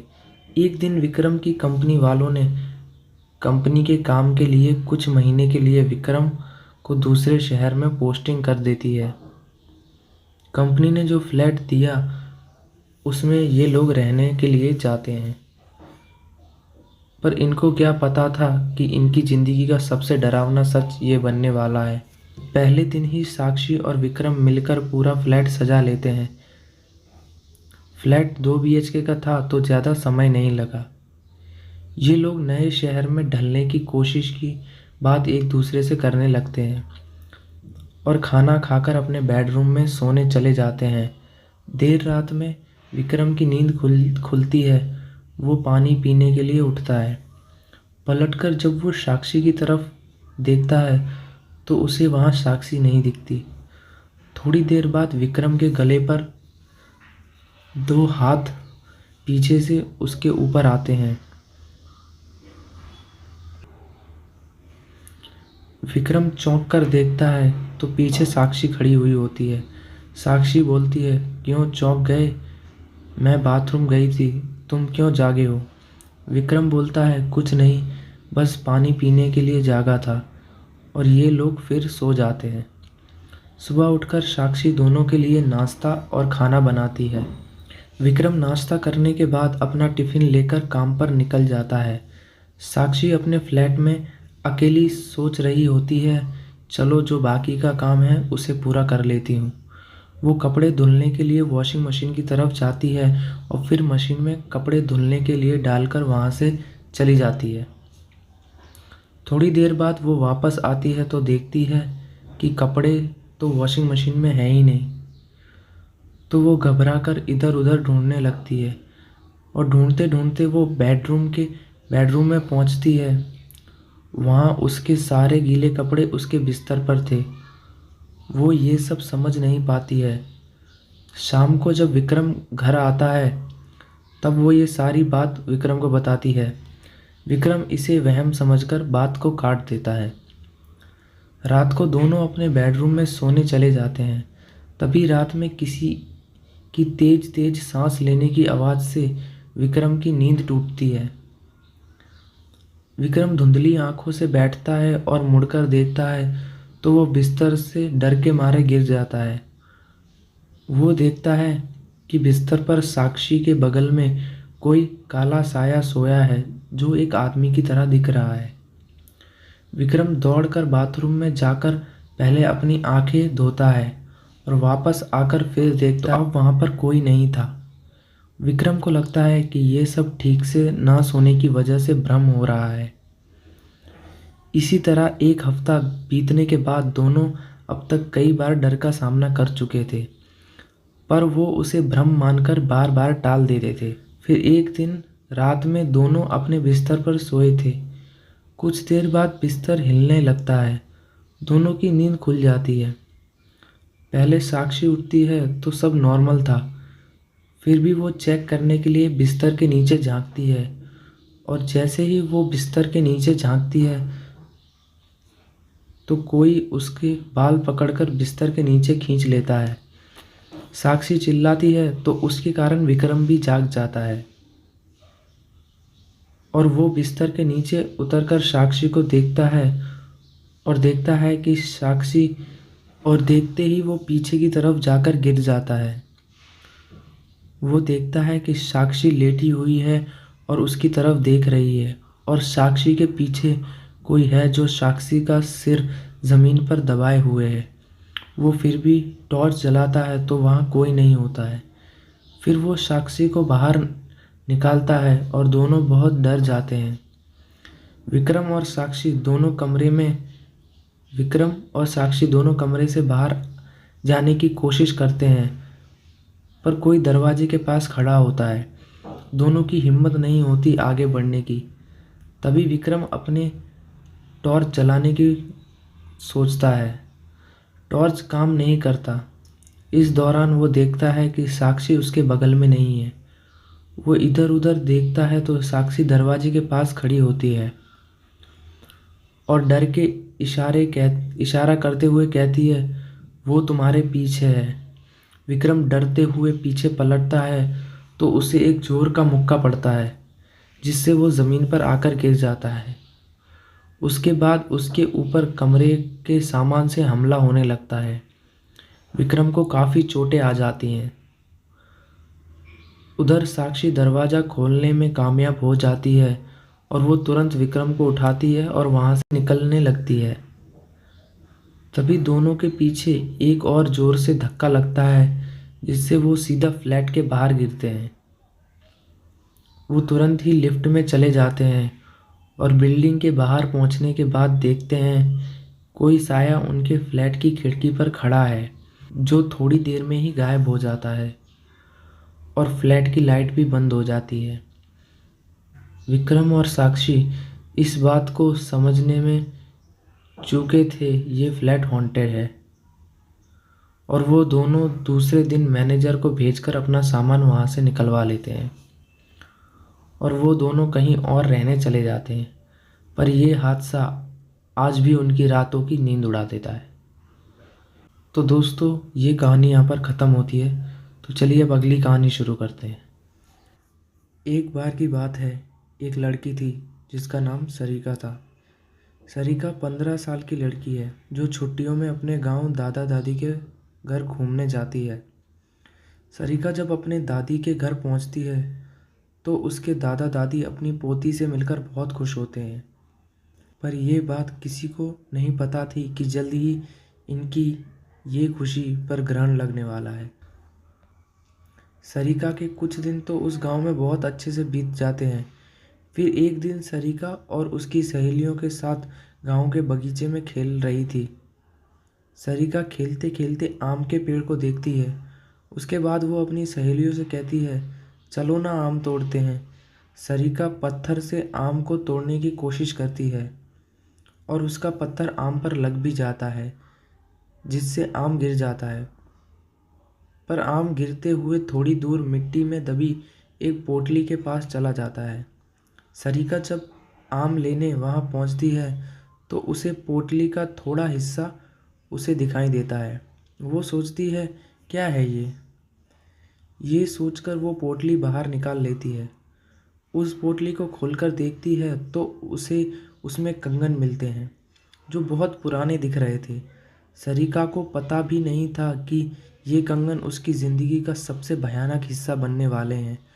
वो कंगन उसे अपने और आकर्षित कर लेते हैं, जिसकी वजह से वो उस कंगन को अपने घर लेकर चली जाती है।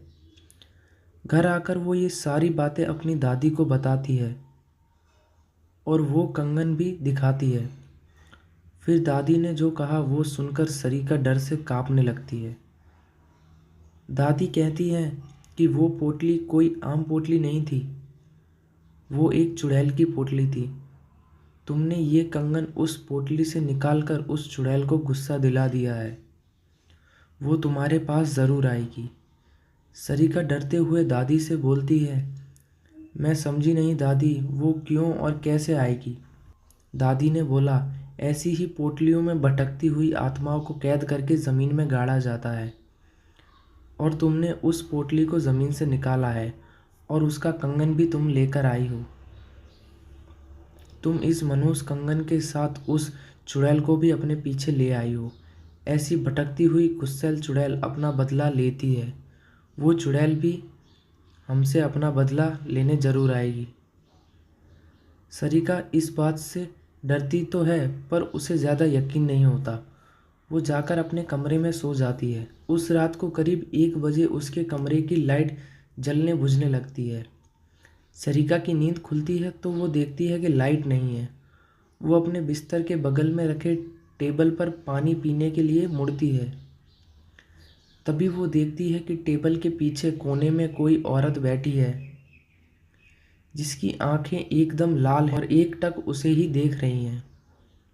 सरिका चिल्लाते हुए अपनी दादी के पास जाती है, पर दादी के कमरे में उसे दादी नज़र नहीं आती। वो बरामदे में जाती है तो दादी उसे ज़मीन पर गिरी मिलती हैं। सरिका अपने दादा को खोजने जाती है पर उसके दादा उसे कहीं नज़र नहीं आते। जब वो पूरे घर में अंधेरे में खुद को अकेला पाती है तो डर के मारे बेहोश हो जाती है। सुबह उसकी नींद खुलती है तो उसे अपने दादा दादी दिखते हैं। वो अपने दादा दादी को सारी कहानी बीते रात की बताती है। दादी बोलती हैं, हम दोनों अपने कमरे में ही थे।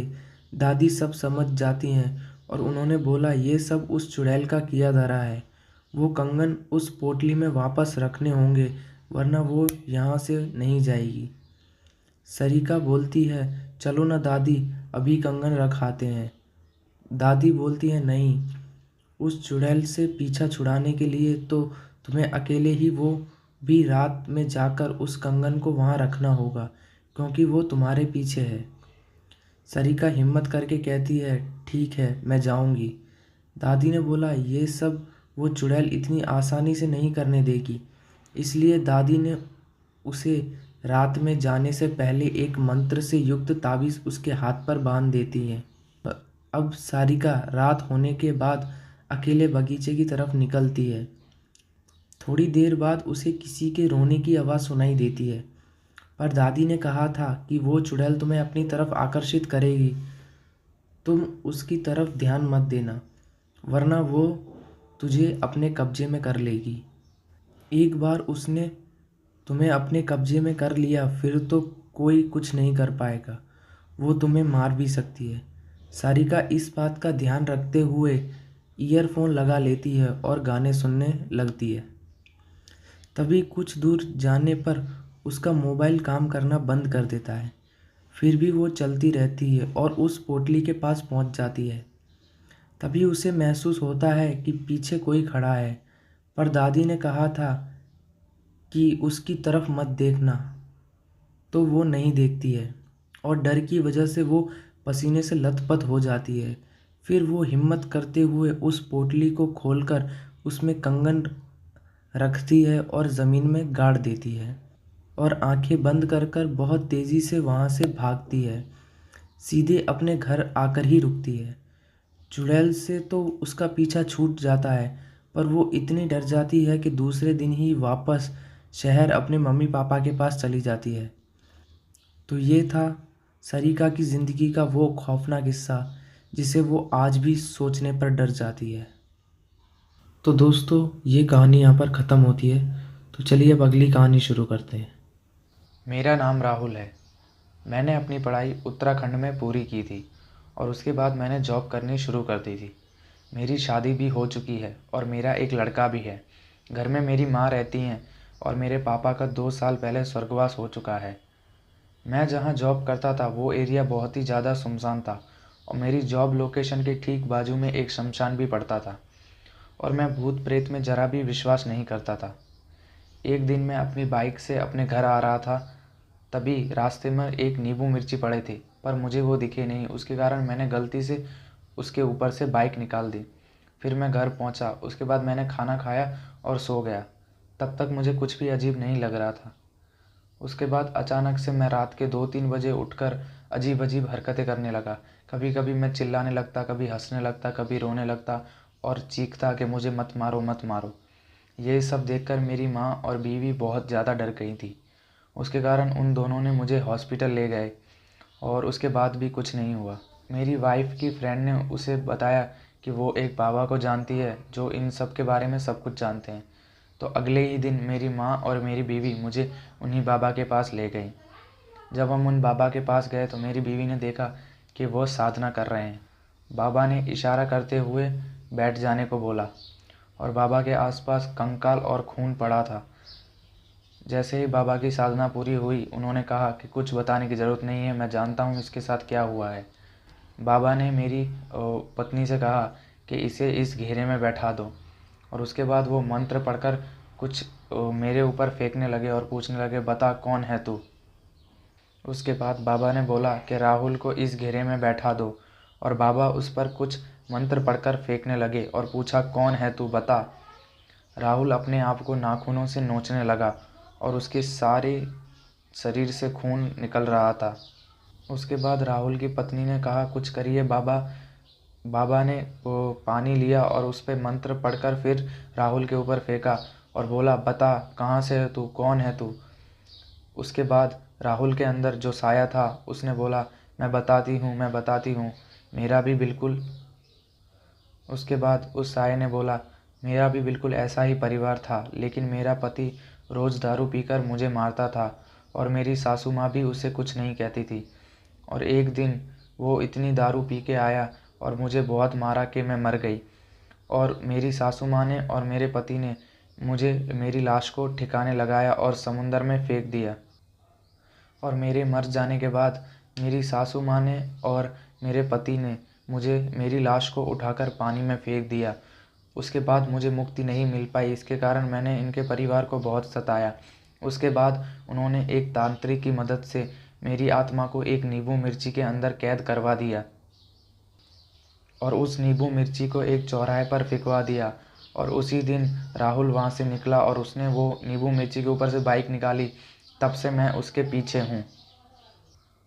उस साये की सारी बात सुनने के बाद बाबा ने राहुल के हाथ पर एक तावीज़ बांधा और कहा कि इस तावीज़ को कभी भी मत खोलना।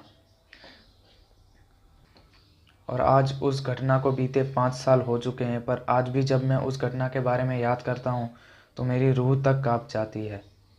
तो दोस्तों, ये कहानी यहाँ पर ख़त्म होती है। तो चलिए अब अगली कहानी शुरू करते हैं।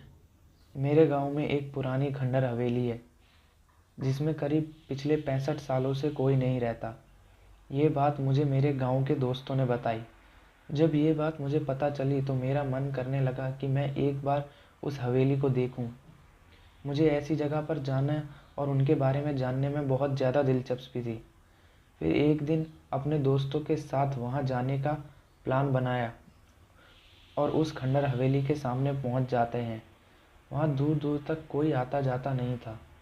मैंने जब ये अपने दोस्तों से पूछा कि यहाँ अगल बगल में कोई रहता क्यों नहीं है, बल्कि लोग इस रास्ते पे आ जा भी नहीं रहे हैं, ऐसा क्यों, तो मेरे दोस्त ने बताया कि ये हवेली सिर्फ पुरानी और खंडर ही नहीं, बल्कि एक भूतिया हवेली है। मैं बोला, ऐसा तुम यकीन के साथ कैसे कह सकते हो? मेरे दोस्त ने कहा, ये पूरा गांव यही मानता है। इसके बारे में एक पुरानी और सच्ची घटना यहाँ प्रसिद्ध है। मेरे मन में इसके बारे में जानने का ख्याल और बढ़ने लगा। मैंने पूछा, क्या है इसके पीछे की कहानी? तब उनमें से एक दोस्त ने मुझे बताना शुरू किया। आज से करीब 65 साल पहले इस हवेली के मालिक बहुत बड़े ज़मींदार हुआ करते थे। उनकी एक पत्नी भी थी जो बहुत सुंदर थी। उनका नाम सुलेखा था। उस समय के डाकुओं का भी बहुत ज़्यादा खौफ और डर रहता था। डाकुओं की टुकड़ी जिस गांव में भी घुसती, उस गांव को पूरी तरह बर्बाद कर देती थी। एक बार डाकुओं के सरदार को जमींदार के धन और संपत्ति पर नज़र पड़ी, जिसके बाद उसने जमींदार के घर डकैती डालने का सोचा। इस पर सभी डाकुओं ने हाँ कर दी। फिर एक दिन वो भी आ गया जो जमींदार ने कभी सोचा भी नहीं होगा। डाकुओं ने एक दिन जमींदार की हवेली पर रात में डकैती मार दी। जमींदार ने अपनी सुरक्षा के लिए पहले से ही कुछ सिपाही और नौकर रखे हुए थे जो डाकुओं को हवेली में आने से रोक सके। क्योंकि जमींदार के सिपाही और नौकर बहुत कम और साधारण हथियार के साथ थे, वहीं डाकुओं की संख्या बहुत ज़्यादा थी और अच्छे हथियारों के साथ लैस थे, जिसकी वजह से जमींदार के सिपाही और नौकर कुछ ही देर में मार डाले। ये सब जमींदार ने देखने के बाद सोचा, इससे पहले कि डाकू हवेली का दरवाज़ा तोड़कर अंदर घुस जाएं, उसने अपनी पत्नी और खजाने को छुपा देना चाहिए। फिर उसने उस खजाने को एक हवेली में ही किसी खुफिया जगह पर छुपा दिया और अपनी पत्नी को एक कमरे के अंदर और एक खुफिया कमरे के अंदर छिपा दिया और बाहर से कमरा बंद कर दिया। इसके बाद कुछ ही देर में डाकू हवेली का दरवाज़ा तोड़कर अंदर घुस गए, जिसमें जमींदार की मौत डाकुओं के हाथ हो गई। पर जमींदार ने मरते मरते अपने खजाने का पता उन डाकुओं को नहीं बताया। डाकुओं ने खजाना बहुत खोजा पर वो नहीं मिला। फिर डाकू वहाँ से हवेली की कीमती सामान लेकर वहाँ से चले गए। पर जमींदार की पत्नी जो एक खुफिया कमरे में बंद थी, उसका पता किसी को भी नहीं था। उसकी पत्नी बहुत चिल्लाई, लोगों को बुलाने की कोशिश की, कमरे के दरवाजे को तोड़ने की कोशिश की, पर वो अंत तक कुछ नहीं कर सकी और भूख प्यास से वो तड़प तड़प कर एक दिन मर गई। उसके मरने के बाद उसके लाश से आती बदबू से लोगों ने हवेली में गए और उस कमरे को तोड़कर उसकी लाश को वहाँ से बाहर निकाला और उस लाश का अंतिम संस्कार कर दिया। कहा जाता है कि आज भी वो अपने पति का इंतज़ार उस कमरे में करती है और उसका पति कभी तो आएगा और उसे इस कमरे से आज़ाद करेगा, और आज भी उसे उसकी हवेली में घुसपैठिए या उसके बिना इजाज़त के अंदर आने वाले लोगों को सज़ा देती है। मैंने अपने दोस्तों की ये कहानी सुनकर उन पर विश्वास नहीं किया। मैंने पूछा, क्या यार तुम लोग भी ना कब की बात आज तक लेकर बैठे हो, इसका कोई सबूत है तुम लोगों के पास? तो उन लोगों ने बोला कि कुछ लोग ने इस हवेली में जाने की और वहाँ रुकने की गलती की थी, जो आज तक इस सदमे को भुला नहीं पाए हैं। मैंने पूछा, ऐसा क्या हुआ था उन लोगों के साथ इस हवेली में? तब दोस्तों ने मुझे बताया, एक बार एक अपराधी जेल से भाग जाता है और इस हवेली में आकर छुप जाता है। उसके बाद कोई कुछ नहीं जानता कि उस हवेली में उसके साथ क्या हुआ था। बस दूसरे दिन अपराधी की लाश उस हवेली में से मिली। मैंने बोला, ये हादसा भी तो हो सकता है ना। तो उन लोगों ने कहा, एक बार एक चरवाहा उस हवेली में एक रात रुकने के लिए रुक जाता है। जो सुबह जिंदा उस हवेली से बाहर तो आ जाता है, पर अपना मानसिक संतुलन खो देता है। तब से वो आज तक पागल है। ये सब बातें सुनकर मेरी हिम्मत नहीं हुई उस हवेली के अंदर जाने की। इसलिए हम लोग वहाँ से घर चले गए और दोबारा फिर कभी उस हवेली को देखने नहीं गए। तो दोस्तों, ये कहानी यहाँ पर ख़त्म होती है। तो चलिए अब अगली कहानी शुरू करते हैं। मैं मध्य प्रदेश के एक गांव में रहता हूं। मैं अभी डॉक्टरी का अभ्यास कर रहा हूं और साथ में एक सोलो बाइक राइडर भी हूं। मैं अक्सर छुट्टियों के दिन या फिर वीकेंड पे अपनी बाइक लेकर लॉन्ग राइड पर चला जाता हूं। एक दिन मेरे साथ कुछ ऐसी घटना घटी जिसे आज भी सोचता हूं तो मेरी शरीर की रूह तक कांपने लगती है। आज से 2 साल पहले की बात है। मैं अपने बाइक लेकर कोलकाता राइड पर गया था। रास्ता 3 दिन का था, इसलिए मुझे होटल पहले से ही बुक करनी पड़ती थी। एक बार रास्ते में मुझे बहुत भूख लगी थी, इसलिए मैंने अपनी बाइक को साइड में पार्क किया और पास के नाश्ते की दुकान पर जाकर मैंने 2 वड़ा पाव खा लिए। बाद में मैंने अपनी ट्रैवलिंग की शुरुआत कर दी। कुछ समय बाद शाम को अचानक मेरा पेट बिगड़ने लगा। मैं होटल पे जा सकूं इतना समय भी नहीं था, इसलिए मैंने पास के शौचालय का उपयोग किया। वहीं पे मुझे किसी के पायल की आवाज़ सुनाई दी। मुझे कुछ अजीब सा लगा कि पुरुष के शौचालय में एक औरत का क्या काम। उसी समय वहाँ की लाइट चालू बंद होने लगी। मैं तो डर के मारे कांपने लगा। मेरे शरीर के रोंगटे खड़े हो गए थे। मैंने ज़ोर से आवाज़ लगाई, कौन है ये जो मजाक कर रहा है? बाहर निकलूँगा तो तुझे छोड़ूंगा नहीं। थोड़ी देर बाद वहाँ सब ठीक हो गया। मैं जल्दी से बाहर निकलने की कोशिश कर रहा था, लेकिन वॉशरूम का दरवाज़ा नहीं खुल पा रहा था। मैंने चौकीदार को आवाज़ लगाई तो उसने आके देखा तो दरवाज़ा बाहर से खुला था। फिर उसने आवाज़ लगाई, दरवाज़ा खुला है, आप थोड़ा धक्का लगाइए। मैंने धक्का दिया तो दरवाज़ा खुल गया। मैं पैसे देकर बाहर निकल ही रहा था कि फिर से मेरा पेट खराब होने लगा। मुझे वापस उस खतरनाक वॉशरूम में नहीं जाना था, लेकिन मेरे पास और कोई चारा भी तो नहीं था। इस बार लगभग 2-3 मिनट हुई होंगी कि वापस से लाइट चालू बंद होने लगी और साथ में कोई स्त्री के हंसने की आवाज़ भी आ रही थी। मुझे काफ़ी डर लगने लगा था। मैं जल्दी ही अपना काम ख़त्म कर बाहर निकलने की कोशिश कर रहा था, लेकिन मैं वहीं से उठ ही नहीं पा रहा था। मुझे ऐसा लग रहा था कि कोई मुझ पर बैठ गया है। मैं अपनी पूरी ताकत लगाकर खड़ा हो गया और दरवाज़ा खोल के बाहर निकल गया। बाहर मैंने देखा कि शौचालय का मुख्य दरवाज़ा बंद था और उस पर काफ़ी जीव जंतु चिपके हुए थे। यह सारा खौफनाक दृश्य देखकर मेरे तो प्राण ही निकल गए हों, ऐसा मुझे महसूस होने लगा। मैं ज़ोर ज़ोर से रोने लगा। वहाँ पे काफ़ी अंधेरा था और काफ़ी दुर्गंध भी आ रही थी। मुझे लगा कि मैं यहाँ से कैसे बाहर निकलूँगा। उसी वक्त मेरे सामने एक बड़ी बड़ी लाल आंखों वाली, लंबे बालों वाली भयानक औरत खड़ी थी। उसे देखकर मेरे तो होश ही उड़ गए। मैं तुरंत दरवाजे की ओर दौड़ा, लेकिन घबराहट की वजह से मेरा पैर फिसल गया और मैं नीचे फर्श पर गिर गया। पायल की आवाज़ कर रही वो भयानक औरत मेरी तरफ आ रही थी। उसे देखकर लगा कि आज मेरी ज़िंदगी का आखिरी दिन है। अब मैं बचने वाला नहीं हूँ। थोड़ी ही देर में वो औरत मेरे पास आकर बैठ गई और मुझे जानवर की जैसे सूंघने लगी। मुझे अपनी मौत साफ साफ दिख रही थी। फिर मैंने अपनी सारी हिम्मत लगा के एक आखिरी कोशिश की और ज़ोर लगा के खड़ा हो गया और ज़ोर ज़ोर से दरवाजे को हिलाने लगा। थोड़ी ही देर में दरवाज़ा टूट गया और मैं बाहर निकल गया। जब मेरी नज़र बाहर खड़े लोगों के सामने पड़ी तो मैंने देखा कि लोग मेरे सामने ऐसे देख रहे थे जैसे मैं कोई पागल खाने से भाग आया हूँ। लोग मुझे यह तक कहने लगे कि पागल है क्या, पी के आया है। तभी वहाँ पास में खड़े आदमी ने मेरे पास आके पूछा कि भाई तुम अंदर क्या कर रहे थे। मैंने कहा, भाई मैं कोई अंदर घूमने नहीं गया था, बल्कि टॉयलेट करने के लिए गया था। मेरी बात सुनकर उस भाई ने मुझसे कहा, तुम ज़रा पीछे मुड़कर तो देखो। मैंने जब उस आदमी की बात सुनकर पीछे मुड़कर देखा तो मेरे तो होश ही उड़ गए। वहाँ कोई भी शौचालय नहीं था, बल्कि एक पुराना टूटा फूटा खंडर मकान था। ऊपर वाले की मेहरबानी थी कि मैं सही सलामत बच गया और उस भयानक दिखने वाली चुड़ैल के चंगुल से बच गया। तो दोस्तों, ये कहानी यहाँ पर ख़त्म होती है। तो चलिए अब अगली कहानी शुरू करते हैं। तो आज की हमारी कहानी हमें भेजी है रमेश जी ने। तो चलिए उनकी कहानी शुरू करते हैं।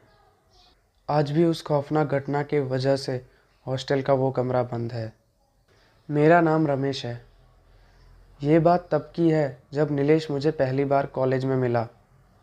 हम दोनों अलग अलग ज़िले से थे। हम दोनों का ही वो पहला साल था। मैं और नीलेश एक ही क्लास में थे और धीरे धीरे मैं और नीलेश बहुत ही पक्के दोस्त बन गए। हम दोनों ही एक दूसरे को अपनी सारी बातें बताया करते थे। ऐसे ही एक दिन की बात है जब उसने मुझे पहली बार अपने डर के बारे में बताया। मैं आपको बता दूं कि नीलेश एकदम निडर लड़का था। उसे किसी बात का डर नहीं लगता था। नीलेश हॉस्टल में रहता था और मैं अपने रिश्तेदार के साथ उनके घर पर रहता था। उस दिन नीलेश बहुत ही सहमा हुआ लग रहा था। मैंने उससे कहा, जो भी हुआ है मुझे बता दो, मैं तुम्हारा दोस्त हूँ। तब नीलेश ने हकलाते हुए कहा, भाई, रात में जब मैं 1 बजे टॉयलेट करने के लिए उठा था तो मैंने देखा कि एक काला साया मुझे देख रहा है, जो मेरे रूममेट के बिस्तर के आगे खड़ा है। मैं उस काले साये को अंधेरे में देखने की कोशिश करने लगा और जब मैंने मोबाइल की टॉर्च जलाई तो वो साया अचानक से वहाँ से गायब हो गया। मुझे लगा ये मेरा भ्रम है और मैं फिर से सो गया।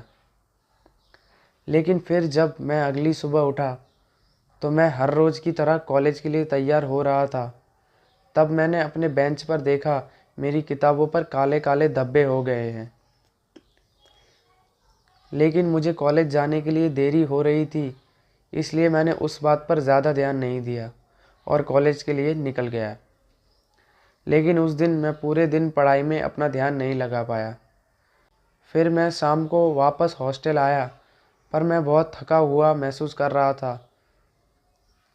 फिर मैंने सोचा, चलो थोड़ा नहा लेता हूँ। फिर जब मैं नहाकर अपने शरीर को टॉवल से पोंछ रहा था तो मैंने देखा कि मेरे बाजू में वैसा ही काले धब्बे पड़ गए हैं।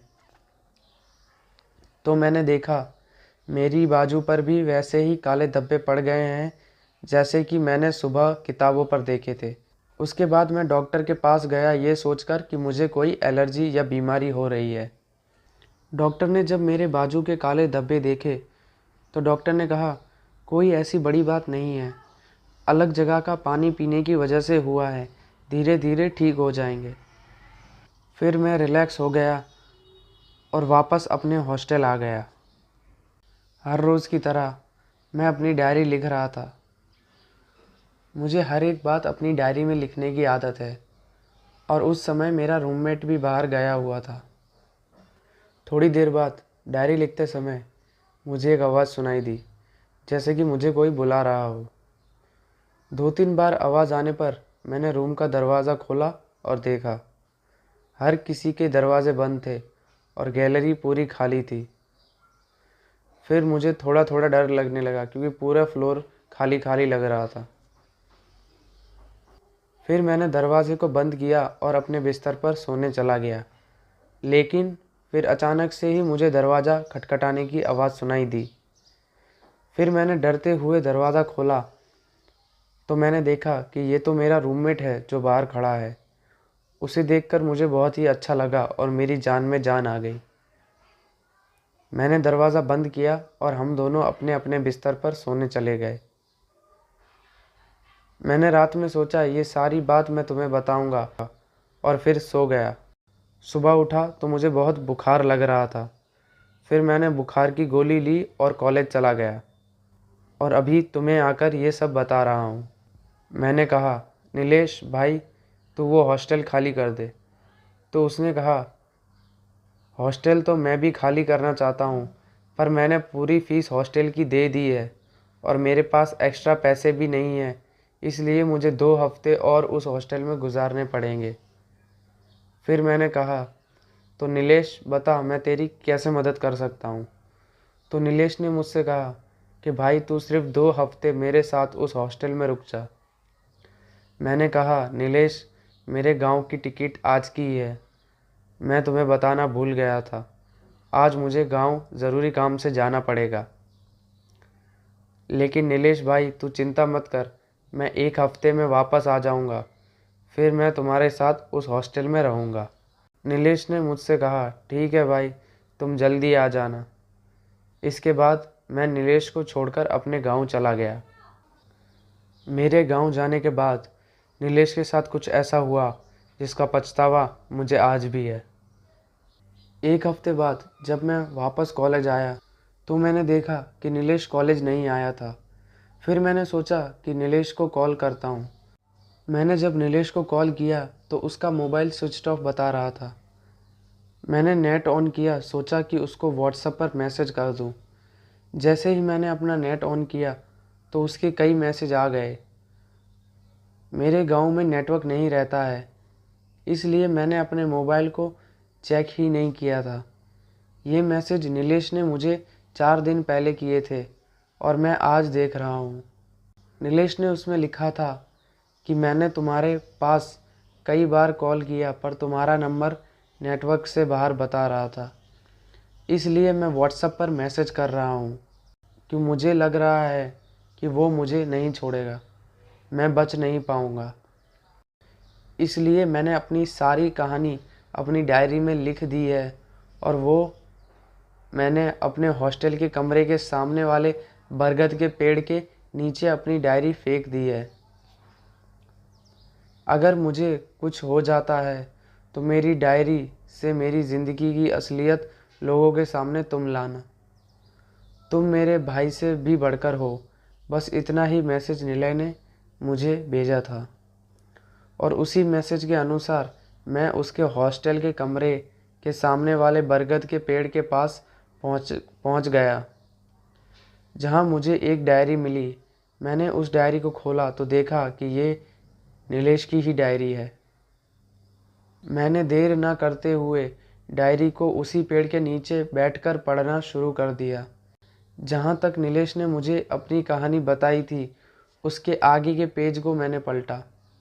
वहाँ नीलेश ने लिखा था, आज मैं वापस अपने हॉस्टल में रात में आया हूँ।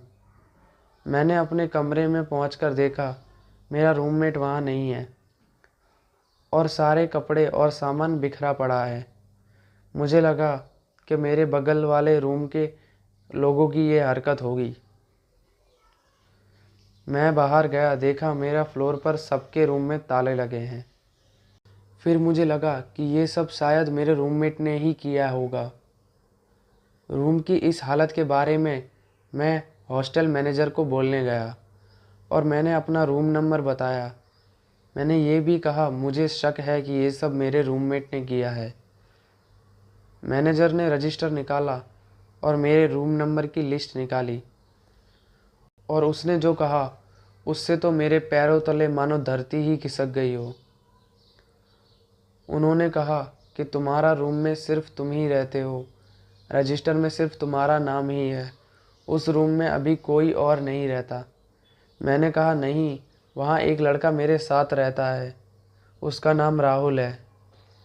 तब मैनेजर ने थोड़ा सोचने के बाद बताया, राहुल नाम का लड़का आज से 1 साल पहले उसी रूम में रहता था, जिसकी लाश एक दिन उसी के कमरे से मिली। उसने चिट्ठी में लिखा था वो फेल होने की वजह से और पढ़ाई की डिप्रेशन की वजह से सुसाइड कर रहा है। इतना कहकर मैनेजर अपने घर की ओर निकल जाता है।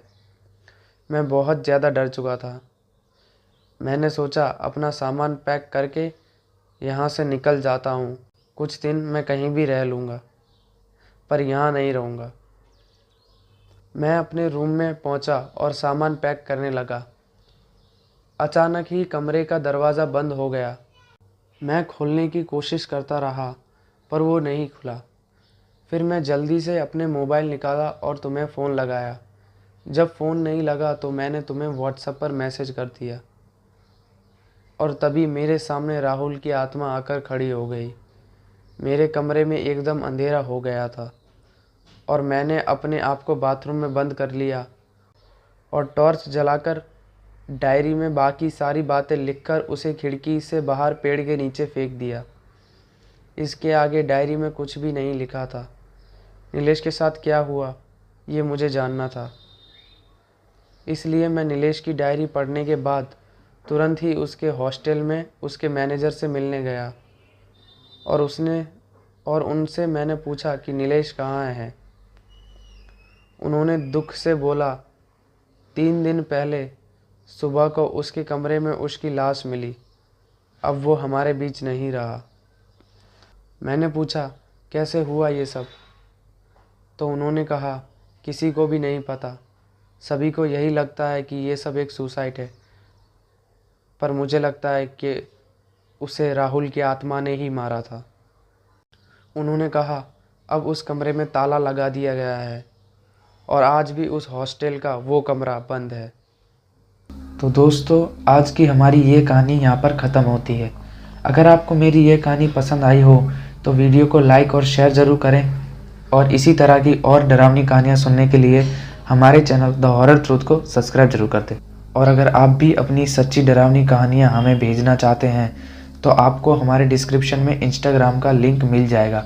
आप वहाँ जाकर अपनी सच्ची डरावनी कहानियाँ हमें भेज सकते हैं।